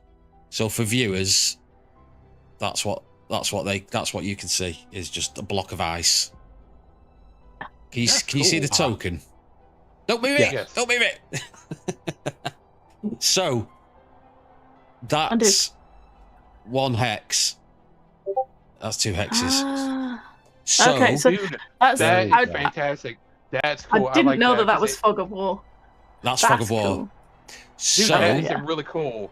That's what really happens well, you're not out there yet. So what happens though, every time you move, we roll on a table. So Anyway, you're not outside, so Okay. ignore that. That Yeah. was just good for the viewers. No, but no, Um, that's cool. I like that fact though. It was like as you move, it opens up the area for you, so you know where you're going. Well, that normal fog of war, but I've actually used an image for that again. Brian Logan 9 inspiration, as he usually usually is. Yeah, that's why I said there's Yeah. enough like like inspiration in some things. I'm like, that's really cool. Yeah. I'd just say like probably I would ask to say if I could leave my donkey here, just she'd be safe here. He leaves like probably a couple coppers just for her to sit for right now. Yeah, she's fine. She'll have there's the what do you call them? Where you tie your horses up or your donkey up outside an inn or something like that. Stable. Yeah. Not a stable, but the post. You know the Yeah. Oh, yeah. post that hitching you'd post. like. That's a Yeah. hitching post. Yes, thank you, Brian. Yep. But yeah, you can do that, and the marshal's only down the road. If you want to go and speak to the marshal, you're more than welcome to do that. It's entirely up to you.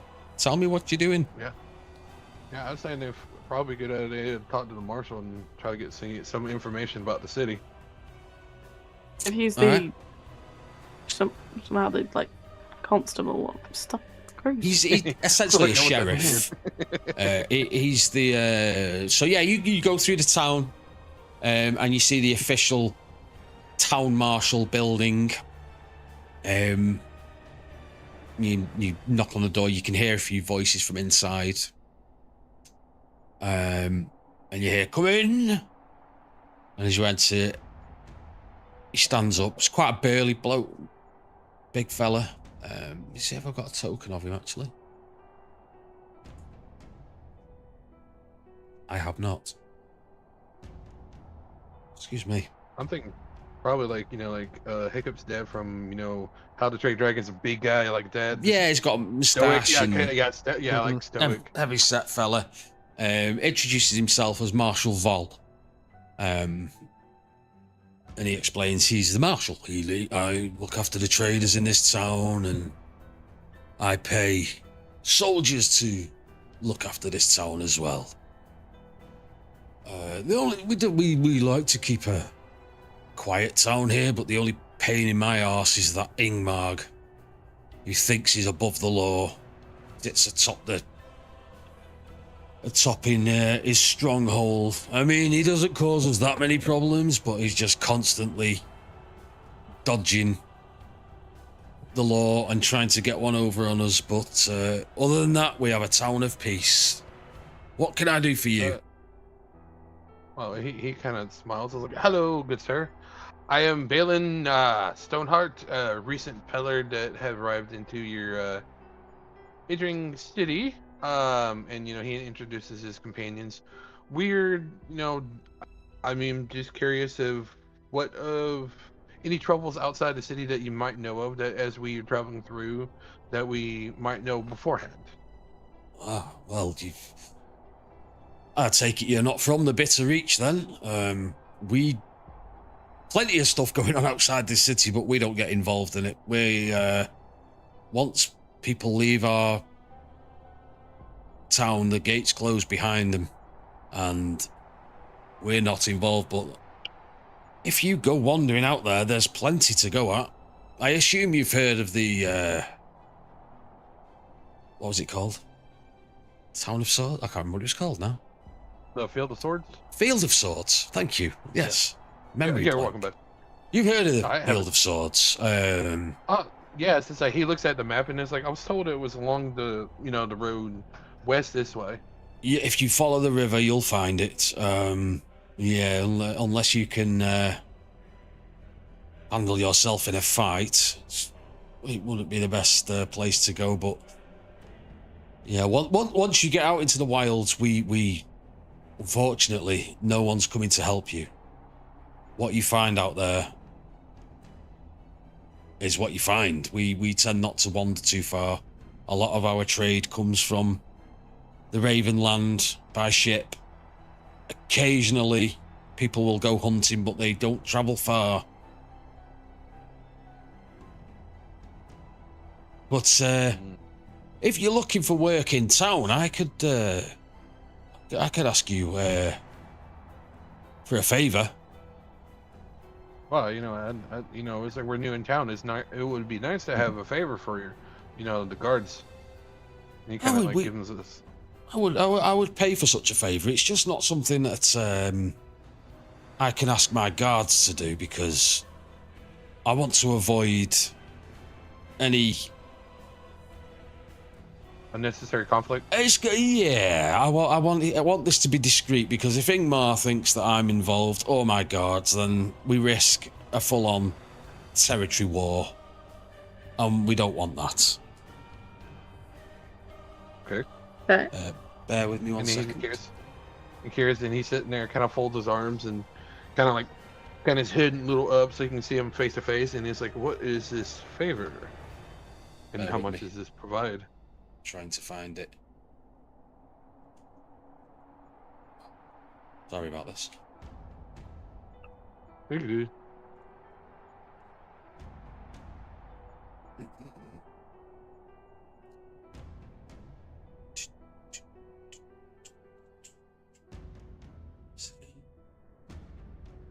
Trouble when you got so many documents going.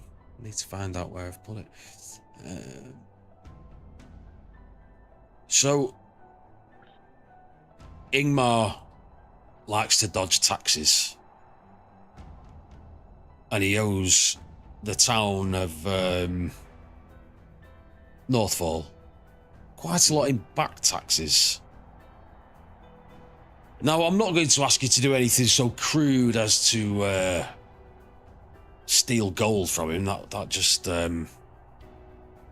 no, because I would have to then get involved, and we don't want that. But I do know that he's got a shipment coming in specific for his stronghold, and I could do with those, or I could do with that shipment ending up at the bottom of the sea.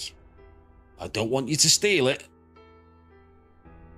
I just could do with it not making its way to his stronghold. Yeah, Balin. Now, if you could pull this off, and the shipment is due tonight,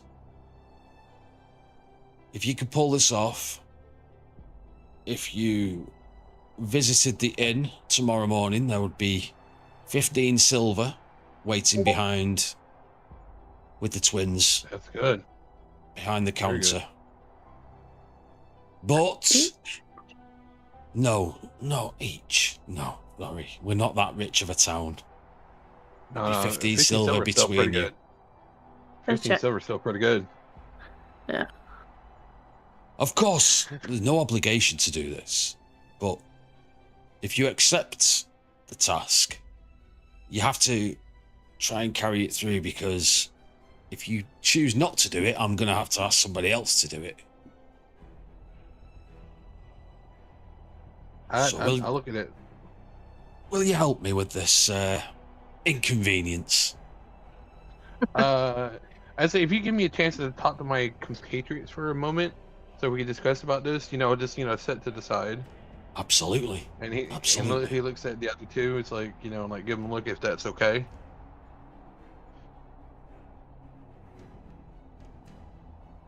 I guess. So he leaves him over. It's like, it wouldn't be bad to have that one. Plus, have being good favor to the, like the captain or like the marshal of the city, will actually be really nice. Yeah. I mean, not a lot of people seem to like the Sigmar, so. And it's not the first time I haven't done something like this before, so it wouldn't bother me. You deal with fellow merchants like, oh, what happened to their thing? I don't know. And I have to make it clear. I have to make this clear to you that if you are caught by Ingmar or any of his guard, this conversation never happened. Oh no, he's like, oh no, he he's like, he gives him a wink. He's like, yeah, the understanding now. It's like, totally understandable. Mm-hmm.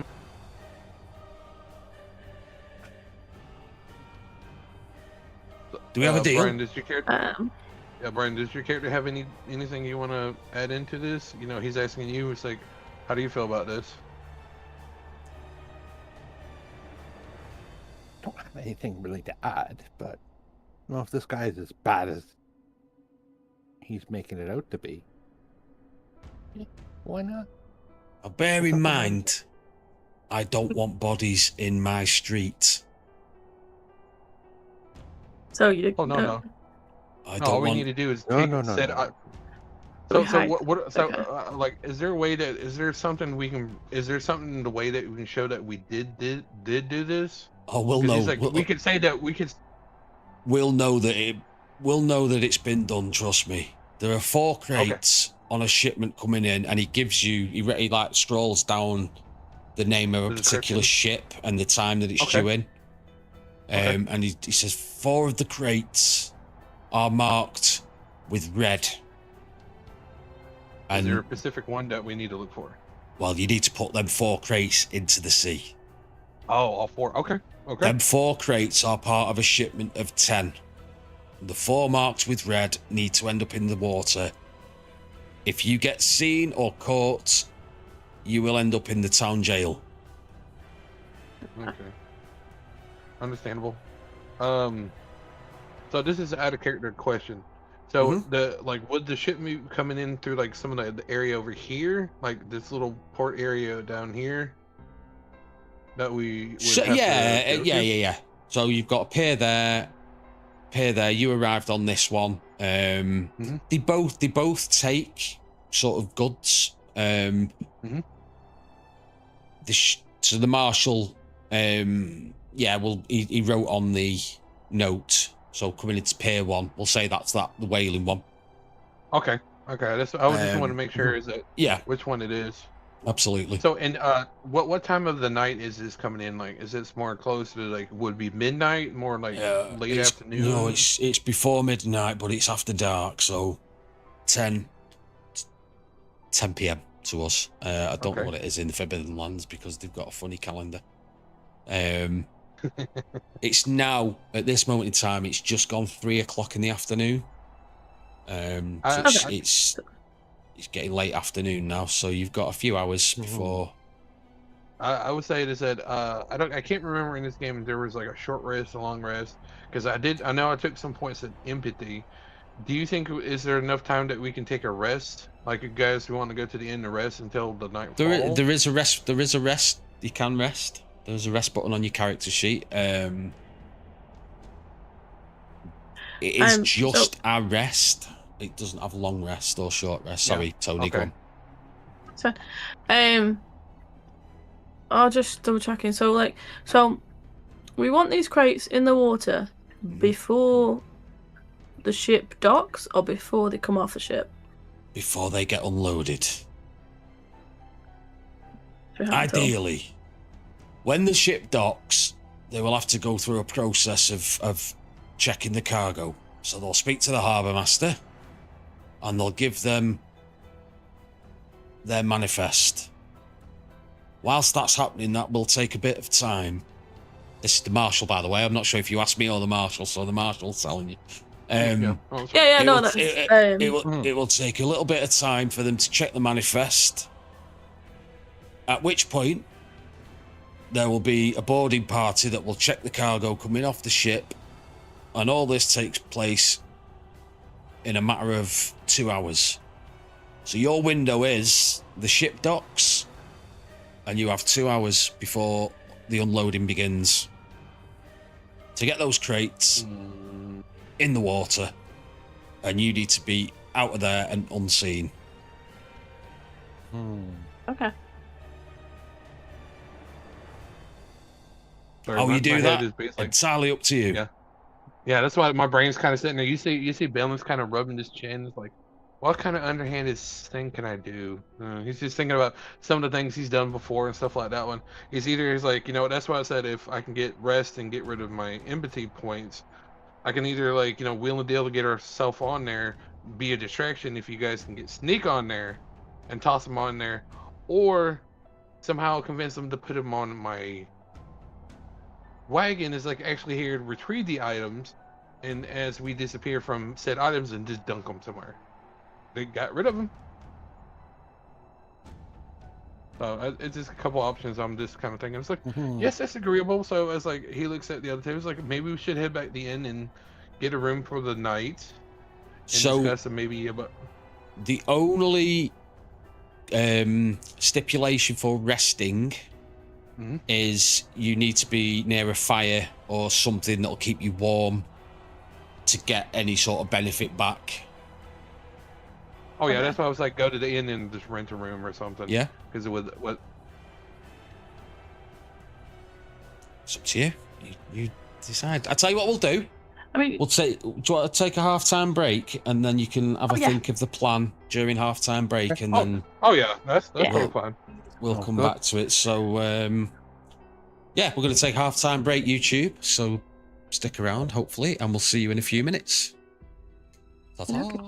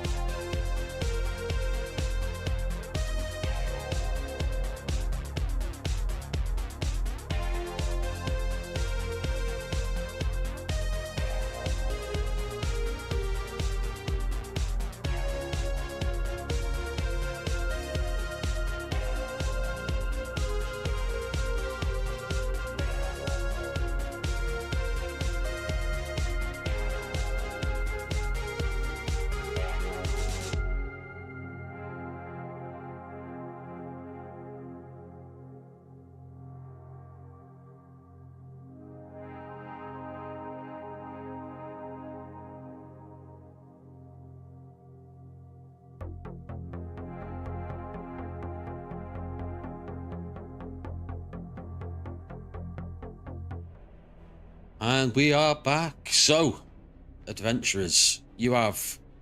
It is 3:30 in the afternoon. Sun is still up, but it's sort of on its way down. The snow's still kicking. You've got a few hours before you need to do the task that you've been asked to do by the marshal. So go into the inn for a rest, I take it. Yep. So yeah, you head back to the Cuss and Dang. Now lodgings cost, I think it's 4 copper each. I'm sure Brian will tell me in a minute. I was saying I probably don't if we have it should- open at the moment. Have you not? Hey, part-timer. Hey, Right. Services. You can have a bath, which is 3 copper. Lodgings at an inn is 2 coppers, 2 copper each. If you want a separate room, it's 5 copper each. Or you no, can I'll sleep do in a 2. dormitory. I'm doing 2. yeah, So 2's fine. 2 copper each. You head back to the inn. Cuss and Dang greet you fondly again. Still arguing, still pushing each other around. And you head into the dormitory, and it's modest. It's bare wooden floors, bunk beds, foot locker at the end of each bed. Not a 5-star place, but for the price that you're paying. So you can all, if you're all getting sleep, if you click the rest button, it should let you rest. Yep. Has it refreshed everything? It'll like heal everything that needs to be healed. Excellent. Excellent. So we're going to fast track the what time do you wake up? Obviously, I would say what about the ship's coming in at 10. probably about 9 or 10? Ish. What do you think? 9. 9 o'clock. Let's be ready. Excellent. So back. So yeah, it's 9:05. You all wake up well rested, nice warm lodgings. You gather your equipment. You've already eaten today, so you're all right. You don't need to eat again yet. You can hear downstairs the tavern is now bustling a lot more than it was during the day, as all the fishermen have arrived, all the whalers have arrived, all getting drunk. There's a bit of a brawl going on in there, but no one's paying any attention to it. And it's nice and dark outside. So, tell me what you're doing. That's like, it's like I'd light a torch. Like, and I look at somebody, say, get a flint and steel, and like I pull out a torch. So the streets are lit. So they have got the Okay. crude sort of lampposts or street lights burning away. Lights it just enough so you can see down the alleyways and amongst the houses and the settlements that are there. I'm assuming that are you making your way to the stone steps, heading down to the dock? I'm leaving Granite in the wagon behind because that'd be too much noise. Yeah, Granite's got his blanket on. He's fine. Sorry, Tony. This one we're going to, or is it this one? This one is the one that the marshal said that the ship would be arriving at. So head down. So you make your way through the streets. No one's paying any attention to you. You don't see many people. There's the odd person that's doing something to the house or wandering from one place to another. And some of them sort of nod and say hello and but carry on about the business. There's a couple of guards that you see along the way, but they don't pay you any notice. Maybe they've been mentioned that you'd be around by the marshal, maybe not. You head down the steps towards the docks, and it's quiet because obviously it's night time, and a lot of the fishermen and the whalers are up in the inn getting drunk. You do see as you get to the bottom of the steps, there's a hut that's lit, and you can hear voices from inside. Above the sign above the door, it doesn't say customs, but that's what it is. It's like a customs thing. So they're the guys that are going to be checking the stock as it arrives. And you can hear there's two voices in there that are just talking general chit chat, nothing special. So, what time are we on now? Let's kick it forward a bit. So it's 9:10 now. Kick it forward. 9:37. So you've been waiting a little bit. Obviously, the ship's due at 10. You can't see miles out, but obviously because of the mist and the snow, but you do see like a dark shape sort of breaking through the mist in the distance, which I assume is the ship that's arriving. Sorry, Tony, go ahead. I was just gonna say I want to keep watch for the guards, like track patterns. If they like, it would the time that we're waiting there, if they do any more routes, or is it like because if the streets are lit, we can watch them. They're doing like a full, for lack of a better term, a full circle. Would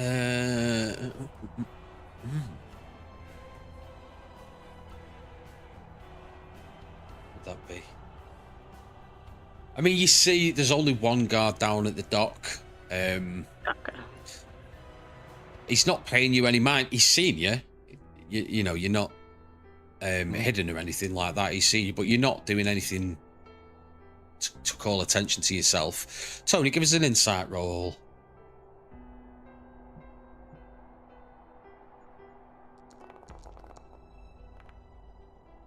Ooh. You can push it, but you will get two. Because you got two skulls on it, you will suffer a side effect if you pushed it. We get willpower. But you do get willpower. So to push it, do you have to get the banes, or is it if you get the banes, you get a side effect when you push it? When I say side effects, it means you'll get. So the banes, you don't get anything at the moment, but because you got the two banes, you'll take a hit for 2 on. I think it's wits if you push that. Yes. Because insight is part of your wits attribute.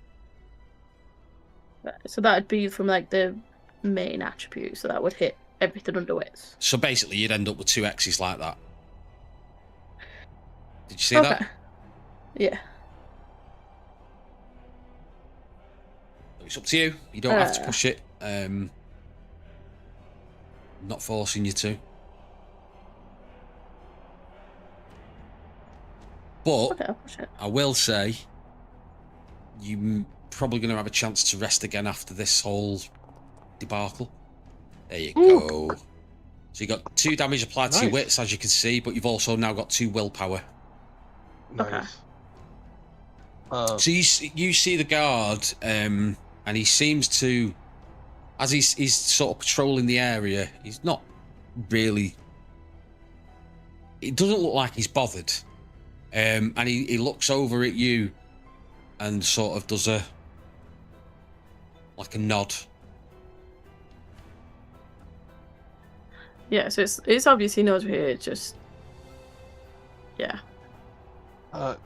Dave, is it what kind of people around? Are there like, I wouldn't say the homeless, but is there like dock workers about or anything like that right now? Or? Yeah, not at this time of night, no, because it's nighttime. Like I say, all the fishermen and the whalers are all up in the tavern or they're at home now. There's nobody that you can see apart from the guard who disappears every now and again and comes back, and one of the huts at this end that's got the light on with the 2 voices that you can hear chit-chattering away, but there's no one else knocking around. This is very much like a working. I mean, There's a couple of homes that might have lights on, but there's no one milling around the street or anything like that. No, I was just having a thought that it was one of the ideas he had up is that if there were some people about, he was going to basically pay somebody off if to give us a distraction that we can get on this ship. And they're like, hey, cause a ruckus. It was just one of those thoughts if there was somebody about. You've got the two guys in the huts. If you wanted to go and speak to them, you're more than welcome. In fact, let me do this. Let me get rid of that. Oh, look at the size of these tokens. I'll sort that out in a sec. Yeah, I'm zooming in. So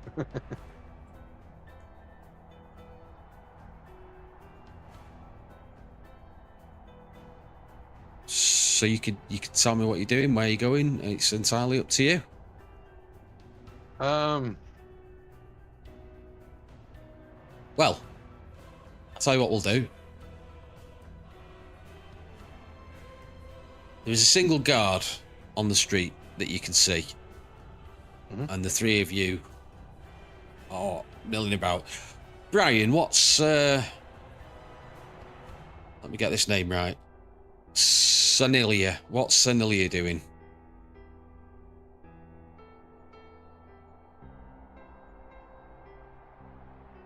Oh, you mute, bud. Muted. Oh. Figures. Yeah, I am definitely going to try to get closer to that wharf and find a spot sort of just not necessarily hide, but not be inconspicuous. overly noticeable. Just sort of blend in, maybe, like a... Yeah, blend in. Yeah. So move yourself to wherever you want to be. And it's this dock we said it's coming in on. That's right? where the ship's going to land there, yeah. Okay. So... All right. Oh, you've got the ruler selected. Oh, I got the ruler. That's right. Press the little square next to the next to the There, I face. got it. You've got Foundry. You know Foundry, don't you? So yeah, like in and There around you that go. building. Okay. Max, what's Max doing? What's So Balin doing? Balin actually kind of walks up as they were like his other patriots probably are hiding stuff.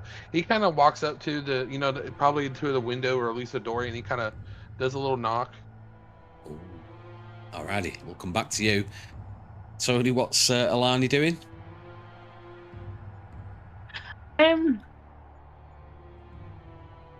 I was thinking like trying to blend in as well, because like I do have like a fishing net if I wanted to like act like I was fishing off the coast, but I don't know if that's something that would be done at night time. Yeah, I don't Probably know. not, but it's entirely up to you.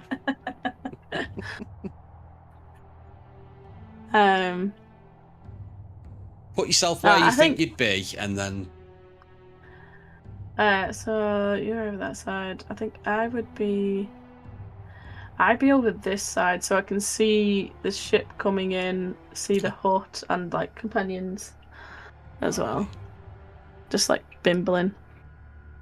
Alright. So Balin knocks on the door and the two voices stop talking, and one of you hear a bit of shuffling around inside, and the door opens. Oh yes, sir, what can I do for you? And he's sort of like, sorry, mate. Sorry, go on. No, you're good. You're good. So he kind of. Go on, sorry. This is the second bane of being a GM. It's a nightmare. Cross talking. Sorry. Go ahead, finish what you're doing, and I'll go. Go ahead. All I'm going to say, he's a human. Doesn't look. He's not fighter dressed or anything like that. He's not official dressed. He's just dressed in normal pedestrian clothing. But like I say, that sign above the door does say, and with want of a better term, it says like customs. So yeah, what can I do for you, sir? And he kind of sits there and he kind of shakes him. Greetings. I'm a local, like a newcomer coming over here. Kind of pass about. I know he kind of, quietly looks around. I know there is a ship coming onto the port area very soon. And then it's like of a particular person that's not well liked in the city. have been kind of asked to deal with something with it, and he kind of sticks his silver. You see his silver in his hand. Only simple Oh, request: you don't have to do anything bad. Is if you could, like as they're coming on to to talk to whoever, can you distract them long enough? Pull the orders, whatever you have to do, a little longer to something to happen. You do not need to know what's going on. All you're doing is just extending the procedures of what is happening. And oh. all it's going to cost you is the silver. All it's going to cost me is a silver. No, Or no, you no. He mean said you're going to cost. pay me No, a no, no. silver? Yeah, yeah, yeah. You're going to pay you silver for you two gentlemen. All they're going to cost you your time is the silver. Oh. Give me a second. And he shuts the door, and you can hear Oh, yeah. muffled voices Mhm. talking away for a couple of minutes. And the door opens again. It's make it 2 for each of us, so that's 4. And we'll extend the time it takes to process the ship. No, and he sees that he sits there and he kind of looks at it and he kind of like, hmm. He said he will do that one, and it says also is it's like a friendly thing. It's like it'd be nice to have some friends in the harbor just in case for any reason if you're willing to. If for Oh, anything I whoa, need whoa, help whoa, whoa, again. whoa! No, no, no, no, We ain't fighters, no, my friend. We're not no. fighters. He's not fighting. He's fighters that if he had any questions later on, he's nice to have a friend around. Oh, well, like I say, 4 silver, 2 each for me and Yeah, yeah. my So yeah, pal. so he does. He pulled out the 4 silver and he's like, here you go. Okay, well, thank you very much. And when the ship pulls into port, make yourself scarce for a few minutes, and I'll flash you a signal when you can go on and do what you're doing. And I don't want to know what it is. Oh, that's why he's like, that's understandable. And he say, hey, thank you. It's like we've never seen each other. Kind of look, and he kind of just Fantastic. walks off, and he kind of he just kind of like hobbles your guys' direction and heads over toward I would say probably over to where Tony's at, and kind of like waves over to Brian's character, kind of come over for a second. Nice action. Well done. You could have bartered that, by the way, but you didn't. So. Oh no, I understand I could, but what it is that he noticed like, hey, he didn't want to deal with this one. It's like, hey, he's not a bad guy. Very true. Very true. Very good. Yeah. Yeah. So you have, well, as far as you're aware, you have sort of bribed the port officials, and Yes. good timing because you've got 10 minutes, and the ship, you can now see it's getting closer, and there's lights on the ship, and you can see it going up and down in the sea. And Yep. as it does get closer, you see a small rowboat rowing from the ship with ropes to attach to the port as it's pulled in. Yeah. And it eventually ends up on the pier, and the gangplank's lowered, and you hear it bang with a thud. You can hear voices on the ship as the rabble of sort of sailors come trouncing off. They spot you, they don't pay you no mind. They sort of walk straight past and up the stone steps, probably going straight to the inn. Yeah. And then you see a well-dressed guy getting off the ship last, who you would assume is probably the captain. And he stops at the end of the pier, and he does look at you a little bit with a like a curious look, lights a cigarillo, and then heads to the office where you hear him bang on the door. It is the captain of the Blackshire. We have cargo to unload. And you hear your new best friend in the hut. So yes, come in. We'll start processing straight away. Yeah, and he kind of looks at it. It's like he kind of points over there. It's like, I have a few friends to help, extend the, he say paperwork, so it'd probably give us enough time to get onto the ship, deal with our problems, and go. Well, what are you doing? Are you walking onto the ship, or are you trying to sneak, or Well, is that who's like, going on the ship first of all? Sorry, who's are you all going on? Is just one of you going on, or? I would think, I would say probably all three of us. Is that whoever's good at scouting can keep a scout out, and the other two can just lift it up. But as I said, he did his part. But it's like, it's like, how is there still like sailors around it? Like, cause there's still somebody on the ship, or is it just completely just vacant? It's not completely vacant. So looking at it from where you are, there's lights on in the cabins and things like that, and every now and again you see like a shadow walk past a window or a porthole, and so there's people still on the ship. But nobody's on deck. On the deck, it seems very quiet at the moment, and from the hut you can hear the captain and the port officials discussing what they need to discuss. You hear the captain getting a little bit irate, so that probably means that they've said, it's going to take a bit of time to process.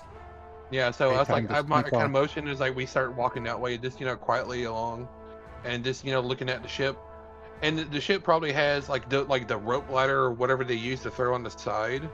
So it has ropes that are thrown to the pier so people could drag it in. It's got a gangplank which is still down, leading up to the to the deck of the ship. And again, looking onto the deck, you can't see anyone on board or on upper deck anyway. There's no one in the crow's nest at this moment in time. So this ship's basically quiet in port. Yeah, it's parked up basically. Yeah. So I say we hit on top. I would kind of go first. Just if somebody needs to talk, just like, oh no, just to handle anything. So you walk onto the deck. I haven't got a map for this, by the way, so this is all theatre of the mind. You get onto the deck. There's no one there, but you see at one end there's the bridge where the wheel. The helm of the ship. Other end is the tip of the ship. All mechanisms and that for sailing the ship. I don't know what they're called. And you see a hatch. So there's a hatch that you would assume leads into the lower decks. Okay. Where probably this cargo is going to be. Yeah. So So is there a winch? Like how like some of the places they have a winch that goes into the cargo hold, or is that not there? Not that you can see. No. Not. I think it might be a little bit too primitive for that. This would be a handball. Pick the crates up between one or two of you. But I get what you mean. It's a good question. Yeah. No, that's fine. I say that I'll probably say he's walking toward the hatch and kind of stick his hands down there to see if anybody's walking around close by before he tries to open it.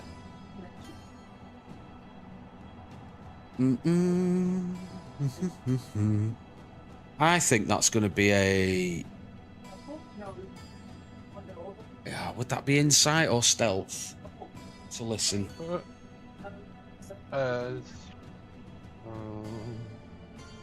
For listening? Yeah. I would probably go insight. Yeah, I think insight as well. Yeah.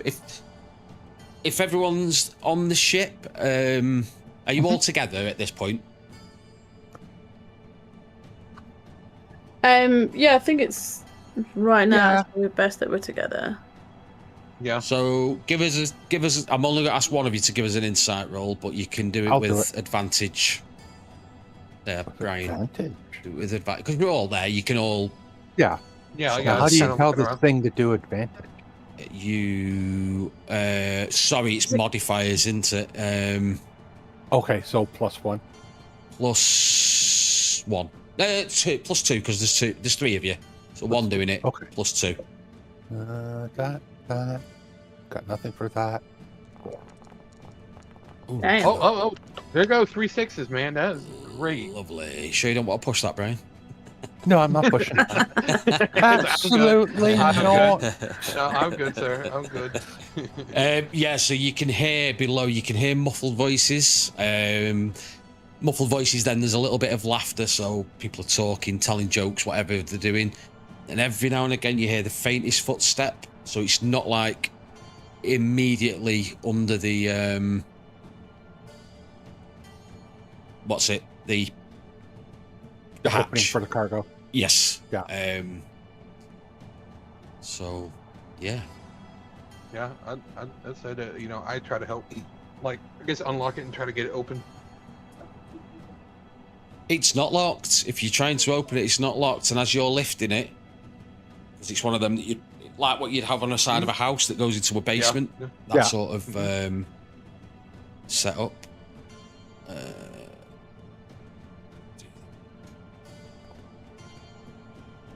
Yeah, it lifts up. Makes a slight aching sound as it lifts up, but nothing really that audible. Nothing loud. Nothing loud, and props up, and you can. There's like a salty, musty smell comes from below deck. There's like the faint light down at the bottom of the steps, and you can still hear the voices and the laughter. So there's a few people, 2 or 3 people down there, Okay. but not on the immediate vicinity. Then we'll head. I'm going to start heading down. I'd Okay. try to be careful. You walk down, just like Yeah, slowly. I'm going to actually stealth it down. Okay, Tony. Yeah, Are you staying I don't above really deck wanna or bring... what's Solani doing? And I'll come back to you in a minute, Brian. Okay. I think we're gonna follow him down because I'm gonna be still like keeping an eye out from the back if we're gonna get like blocked in or whatever. But yeah, we'll be following them down, I think. Okay, Brian, stealth roll, please. Da, da, da. Oh, this could be fun. Mm-hmm. Well, hey, there's no penalty. You There's know, no penalty, so yes, I will push this. There you go. Oh, there's a 6. Yes, I There get you my go. one success. So you creep down and you almost stumble on the stairs because they're quite steep. And they are wet from the sailors that have been up and down them over the journey, but you manage to stop yourself before you fall and make a clatter noise. And I'm like, go on, Max. Sorry. I'm just saying, I'm like a step or two, and I'm kind of looking at her, and I kind of like give a wave, and it's like, do you see anybody? Kind of motion. Actually, do I see anybody down here? You don't see anybody yet. So you get to the bottom of the steps, and they sort of meet like a wooden pillar, and then the walls, so it splits off into two lanes. You've been on a ship before. You know how ships operate, and you know the cargo's usually at the back end where it's heavy weight, center of gravity sort of thing. And the steps were facing that way, so you assume that that's the way it would be for these crates. The voices, can still hear them, they're now a little bit louder. They're coming from that way, so from the front, not the back. So from the front end, but on the same deck that you're in. Okay. Probably where they bunk out. Yeah. So we've got to keep it quiet. So I'd slowly try to go down. But I will slowly and carefully start looking for these crates. So, yeah, you. Let me have a look. Bear with me. 1, 2. None. Okay. Alani. Give us a stealth roll. Okay. 1, 2, and a 3. Ooh.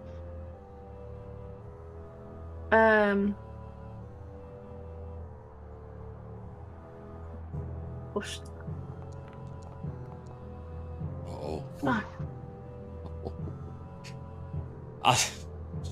As you're heading behind the two in front of you, you unfortunately do step on a puddle that you didn't see.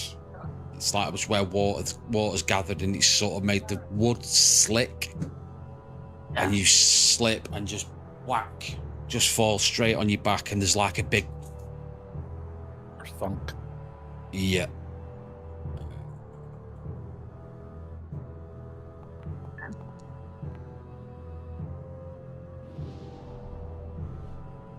And behind you, the voices stop that you could hear. And then you hear the pitter-patter of footsteps, like 2 or 3 people. They're not there yet, but they probably have heard you, and you're on your ass. What are you getting? I assume you get back up.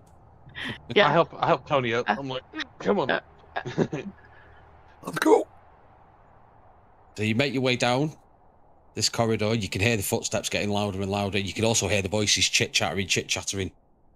You do come into a room. It's not doored up or anything like that. Along both sides of the room, there's crates that are sort of roped against the walls.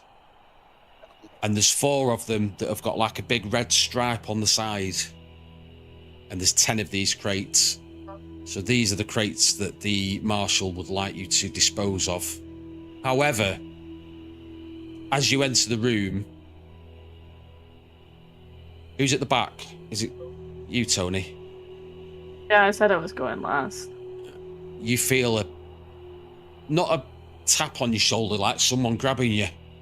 And they say, "What are you doing here?" And there's 3 sort of burly sailors. And one of them turns to his mate and goes, Go and get the boss. Go and get the boss. I turned around and was like, "Oh, gentlemen, wait, relax. We're actually here to unload the crates. That's what we're here brought for." You work for the port, do you? Yes, sir.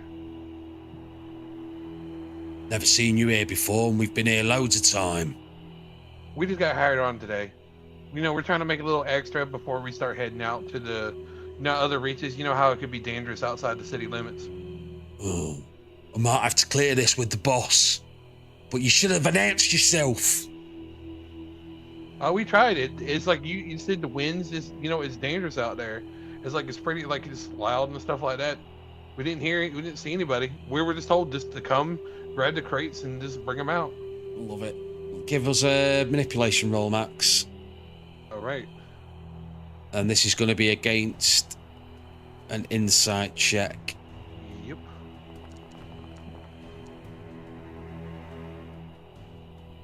Two successes. Okay. There, you got Oh, some successes. nice. Yeah. BS my way through it. Oh, not quite. They've I'm gonna matched try to it. push it. I'm gonna try to push it and see what happens. I still got that. You still got your 2 successes. There you go. You got 3 successes. Yep. Oh, mate. Sorry. No, that's fine. No, that's pretty It's a good. debate back and forth. That's what it is. It is. Well, I'm not so sure. I'm not so sure about this, you know. It's it's so. No, you know, they're busy. There's no need to interfere with your captain. No, and he pulls out a coin. He pulls out a silver piece. It's like, hey, this is for your troubles. We're not trying to cause right to help your men. And when you get off, just to get some drinks on me, as if apologies, not to cause you any trouble. I'll put it in a good word for your boss that you're doing a great job. How long's this going to take you? Not long. We just need to get these 4 crates first, right here. He's pointing out these 4 right here. First, How much have you given, by the way? Sorry. I give him my whole silver. I give him my last silver. Right, you got 10 minutes. And he turns around. Right, lads. Back to where we were. Ignore these guys. Leave them alone. Yeah. Right. So he Well goes done. over there and starts unbuckling that one. It's like, let's get this stuff out of here as fast as possible and just toss it Yeah. So overboard. this is going to take a little bit of time. And there is 4 crates. So I'm going to need I have a strength of 3. a might check. Okay. Success. 1-6 on a might check means you get it up to deck and you get it over without anyone noticing. 2 successes, you can do 2 at the same time, and then you've got to do that. So so the more successes, the more crates you do, if that makes sense. So whoever wants to roll a might check, do so. And then we're assisting, so we get the bonuses to assist with them. You can have the plus, so you get a +2 for your, because there's 3 of you, so 1 each for the assist. I have a 3. I don't know I have who a has 3. better. Oh. Strength 4. Okay, I don't have I'd say plus You on get mine. the assist from us. Yeah. Okay, so +2. These dice hate me. Hey, that's still 1 crate. That's still 1 crate. That's No, one we crate. Yeah, So one you crate. No. Yeah, we unbuckle can that come 1 back. crate, unrope it. No, we're good. We'll come back and get the other one. Yeah. It is now nearly 10:10, so about 7 minutes past 10. Give us Just say another give us might 10 check. minutes. Yep.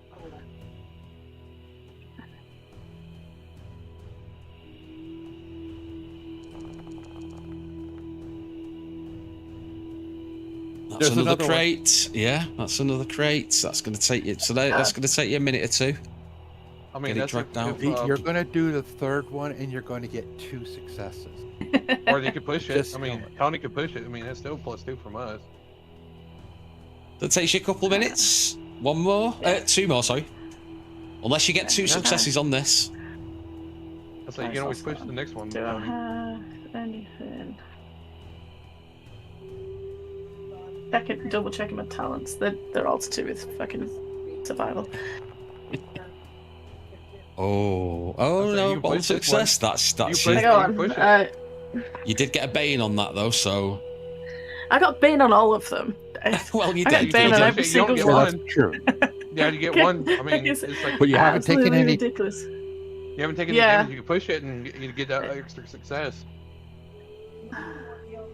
Or you can do 1 more roll and do it safely. It's up to you. I'm not either way. Doesn't. I mean, if affect me there's at time for all. another roll, then Each one's taken a couple of minutes, so you.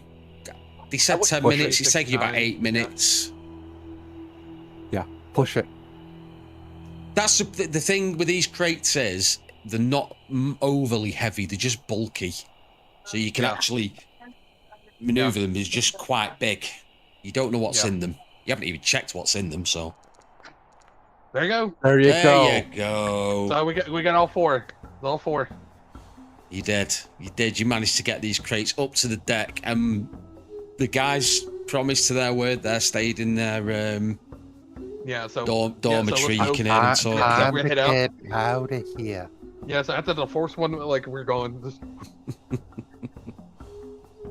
So you see the crates just like bobbing in the water, and then slowly they sink under the water. So there was something in them that was heavier than water. And just not as my you're problem. coming out, you can hear the captain. This is outrageous. Why is this taking so long? This never takes that long. And as you pass by the hut, one of the guys that you spoke to earlier, Balin, sees you going past. So I'll just sort of move you over there.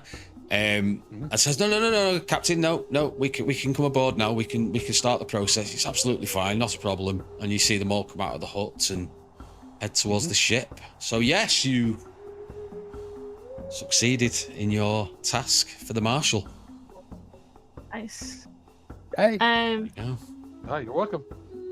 Well, he said he was just going to be at the inn, didn't he? We didn't have to go back to him, did he? Oh no, it said at the end in the morning. If we succeeded, we'll get the 15 silver pieces. He will drop the silver with the twins if all succeed. Now he doesn't know right now you've succeeded, but obviously word's going to get back to him Yeah. that you've succeeded. Yes. So we Go. can just rest for the rest of the night and wait until the morning. You can, if that's what you want to do. Yeah, we got a room. We still got room, so yeah. When you have willpower, does that Yes. refresh on a rest, or is it just until you use it? It's until you It's use it. until So you keep that. Okay. That's why resting is good if you've taken damage, because you get your heal back, but you keep the Get those willpower. back. Ah, okay. But it's not like after every fight or after every failure, you're not going to say, right, we're going to stop for a rest now. It's like, no. Yeah. That's, Yeah, do you know what I mean? no, So, No, Yeah. I mean in The this thing it is- kind of fits this Yeah. little scene. Yeah. Thing is, Yeah. I eventually do want to develop willpower, because that's how I cast my spell. that's how you cast your magic, absolutely. Yeah. Yeah, and then Absolutely. she heals our points of like strength, wits, and all the other stuff with the 2 spells that I believe she has. Do you get willpower? So you get willpower when you push, even Yep. if you don't take a bane. No, when you've got a bane, that's what Ah. gives you willpower. When you do an initial roll, if you've got any Yeah. wands and you push it, that amount of wands is how much you'll take a hit, and you'll get 1 willpower. So you might end up taking 3 damage to empathy, or to whatever the empathy stat is. Yeah, it's just whatever. Yeah, you so roll if and it's you do that. you might take damage to your wits, but you'll get 1 willpower for that. So there's like a trade-off. Does that make sense? And that's what our talents use as Yes. willpower. Or in Yeah, Brian's there's case, some it's that spells. is, and some that don't. Okay. Okay. Cool. I hate to do this to you, Dave, but I have Go to on. get going. Oh no, you're good, Brian, because we're close Oh, to the no, end of it we're on anyway. this. So Okay, yeah. But yeah, if you do need to shoot immediately, just will you leave your camera on just so it doesn't mess mine up? Yes, I will. Or blank it for us. But thank you for playing, Brian. Yep. Fine. And I No will worries. catch up about experiencing that after.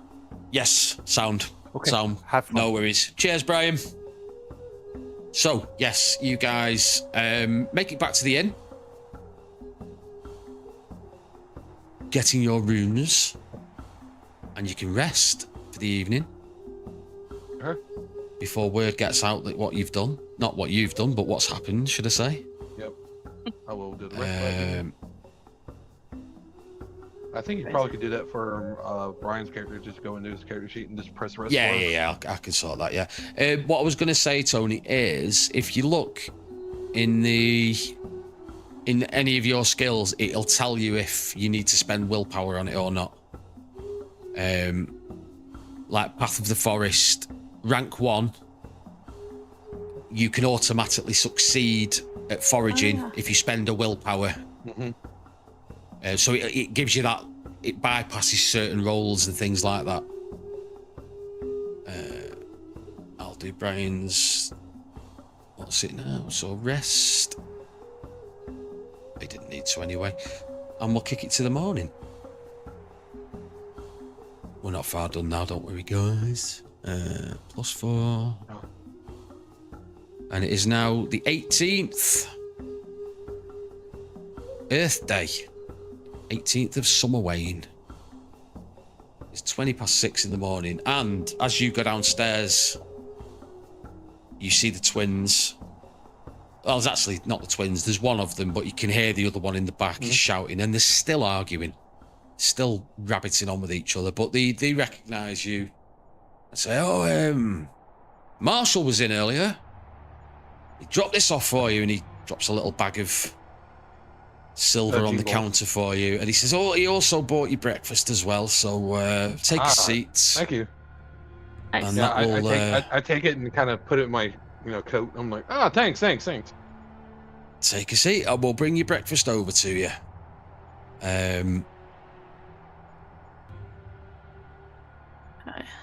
I'll put 5 onto Brian's. Oh, 1, 2, 3, 4, 5. Yep. As you are waiting for your breakfast, and a bit of time passes, one of the twins brings over a mug of tea or a warm drink of some kind. Oh no, it lost me page. It. Might need to get a So- bookmarker. I've got a bookmark. It's fallen out. Bear with me.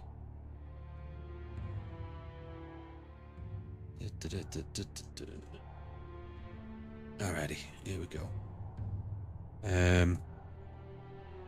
Bitter Reach.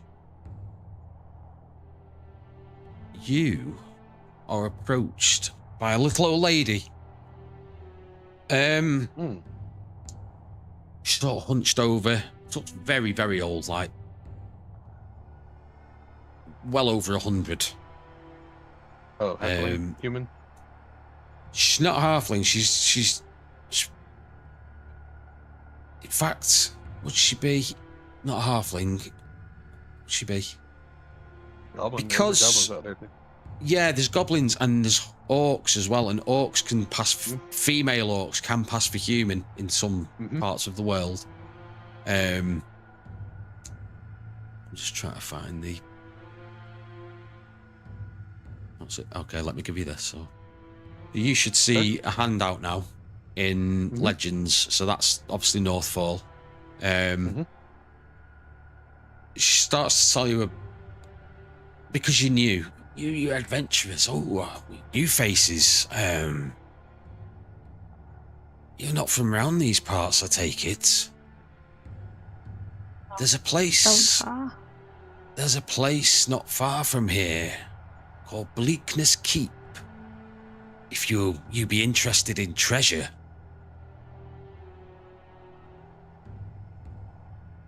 And she goes on to treasure. Yes. Isn't that what all adventurers to the Bitter Reach seek? Treasure? Well, there's plenty out there if you know where to look. And she goes on a little bit about different areas. One of them is called Bleakness Keep. She talks about the Field of Swords, believe it or not. So she knows where that is as well. She knows the area that's in. But she starts to tell a story of 7 seals. I'm just trying to find it in my boot.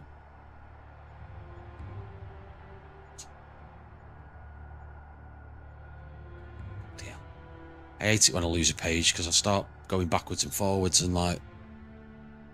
Yeah, I know.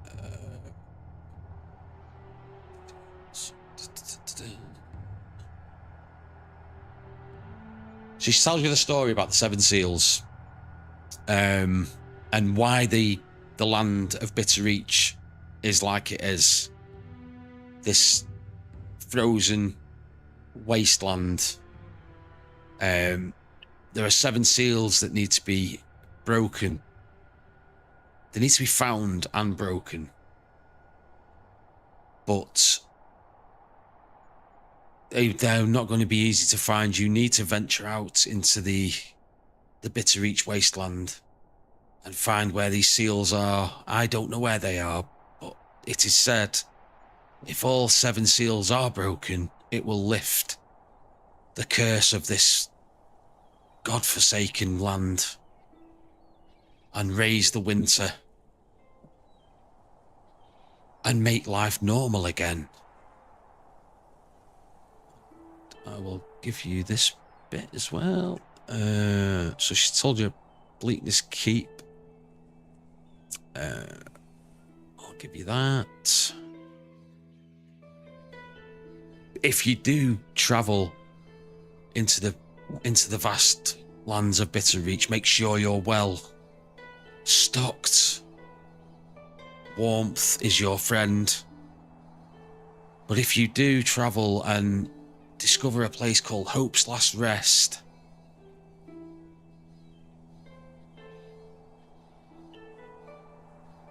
oh God, I've got the wrong. Sorry. try to role play this, and I keep reading the wrong bit. No, you're fine. Bear with me. Oh, Bastard. I mean, we played a few games, so we know how it is. We know how Yeah. we players. I've got the book, so I've got the book, and I've got the PDF in front of me, and I still can't find it. Right, that one. Right, yeah. So there we go. The 5 seals, 5, not 7. Jesus. And she explains the seals need to be broken, and the grip of ice will lose its power on the land. But you need to venture into the Bitter Reach to find where these seals are. You need to ask around the settlements and the towns. Look for a place called Hope's Last Rest. You will find more clues there. And she points to it on your map. If you want to take a note of this. I will view it. Hope's Last Rest, where are you? Are we going to the big map? Or You can look at it on your in the journal. I'm just looking on I'm looking on my map that you can't see because it's got all the where I've put everything. Okay. So it's there. There we go. There we go. All right. So I'll activate this one so you can see it. Okay. Hope's Last Rest. The Field of Swords. You follow the river west. Go past the Field of Swords and you will find Hope's Last Rest. And there is more to be discovered.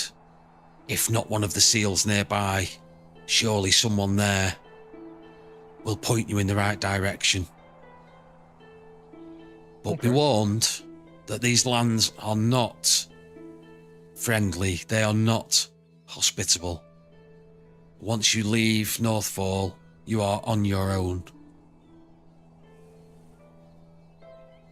And she turns and leaves you to your breakfast. I look at the other two. I'm like, almost like it's like, do I have like a title that says hero over there? I'm like, you are newcomers. You are newcomers to the town, so she might think you're heroes. You don't have to listen to a word she said. You know, she might just be some batty old woman that goes around telling that story 6 times a day. but hey, that's more information that he gets, and he's just sitting there like, probably drawing on the map, supposedly, maybe Absolutely. like, some there's a possible, it's like, okay. So there you go. You've got a lead at least. So I would say probably I would say maybe you would do some searching today, look around the city area, at least get a nice, I would say view, maybe recon, whatever you want to call it. Get our bearings. Well, I was going to say, because Brian's gone, good place to end it, this session. Oh, yeah. Because you've got your breakfast, you've got a lead, you've done a task, which is good. We like that. And we'll do a bit of XP. If you like. Yep, Won't be much today, I wouldn't have thought. Alrighty, so good. I think we did good. Let's have a look. XP. Yeah, it's in the Adventurer 18 where the level up is. Experience. It's what? Sorry. I love it to have it. It's in the Adventurer. It's the last one. It's the 18 section where it says level up.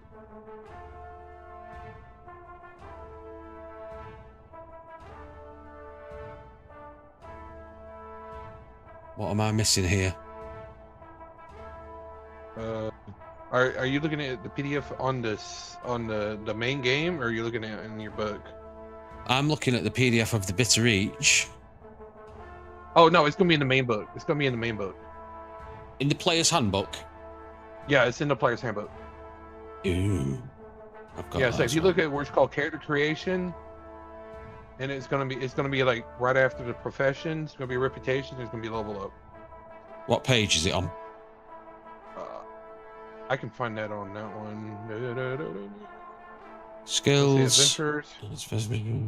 Experience. There we go. 39. Yep. 39. Alrighty. So it's the same. We kind of Experience. like have questions. Yeah, so life's an adventure brings many challenges. So the things you learn during the game are measured in XP. So you receive XP at the end of each game, talk it through, and let the whole group discuss what's happened. For each of the below questions that you can reply yes to, you get 1 XP. Did you participate? Yes, you did. Okay. So I'll do Brian's. So experience. So he gets 1. Did you travel through at least 1 hex on the game map that you have not visited before? Not yet. Not yet. You might do that next time. Did you discover a new adventure site? No. Adventure sites are like Northfall. So if you venture outside of Northfall and you find another town or settlement or whatever. Did you build a function in your... did you defeat 1 or more monsters? No. Did you find a treasure, 1 gold or more? Nope. Did you build a function in your stronghold? Well, you haven't got a stronghold yet. Did you activate your pride? No, but that probably will come into play once you get out into the wild. Did you suffer from your dark secret? I don't know what your dark secrets are, actually. Well, I did have one, but it never was written down. Has it never saved? All right, we'll come back to that, but I don't think you did anyway. Alani, I think you've got one, haven't you? I do have one, but I haven't. Yes. It didn't activate. Not come into play yet. Did you risk your life for another PC? No. Did you perform an extraordinary action of some kind? No. So you get 1 whole XP. So... Yeah. That's how it happens sometimes. But again, the more you... So we do this every Sunday, don't we? XP farm. The more you try and roleplay, the more you try and adventure or wander out into the lands, the more XP it's going to be. But that is it for session 1. And I sort of fumbled my way through that. No matter how much prep I do for these things, I always end up You're good, bud. fumbling my way through. But hopefully you enjoyed it. Yeah, I really like the concept of this. So I'll just show you quickly as well. When you get out into the wild, the party token that you can see, if you click on that and you can see that you're all party members, and then if you go to travel, you nominate who you want to do certain things. So I wondered someone what leads that the was. way. So you'd put Alani leading the way, Balin, Hike, Sanilia making camp. That then becomes your role in the party, and then you make the roles for travelling, things like that. So, like again, similar in Land of Eam, like when Phil says to us, one person's going to make the role for travel. Same setup, but you've just got a party token to do it. Yeah, it's usually it's like, I probably could make the camp, work on survival. It's like, it's that kind of stuff. And then you can choose a party name as well if you want to. Oh, didn't mean to do that. I don't know why it's done that. You got lucky though, because no encounter. So there we go, folks. Thank you very much for watching. If you're still with us, I can't do raids on YouTube, unfortunately. There is a function for it, but it's a bit fiddly, so I won't bother. I will love you and leave you. Thank you, Max, Tony, and Brian, who's not here anymore. Not in this session anymore. I don't mean not. You know what I mean? No, he's not here right now. Thank you for watching, guys. Go on, Max. Sorry. Oh, also, is that remember that you said we're going to have somebody new that's going to play with us in 2 weeks? So in 2 weeks there will be a new party member joining, which is quite handy actually that you've not left Northall, so it'd be quite easy to drop that person in. I won't announce too much more because they might turn around and say I can't make it, whatever. So, but yes, hopefully 2 weeks you'll have an extra party member who will be a fighter, I think they said. Nice. So yeah, all good. Thank you very much, everyone. Okay. I'll let you all go now and say good night. Good night. Good night. Okay.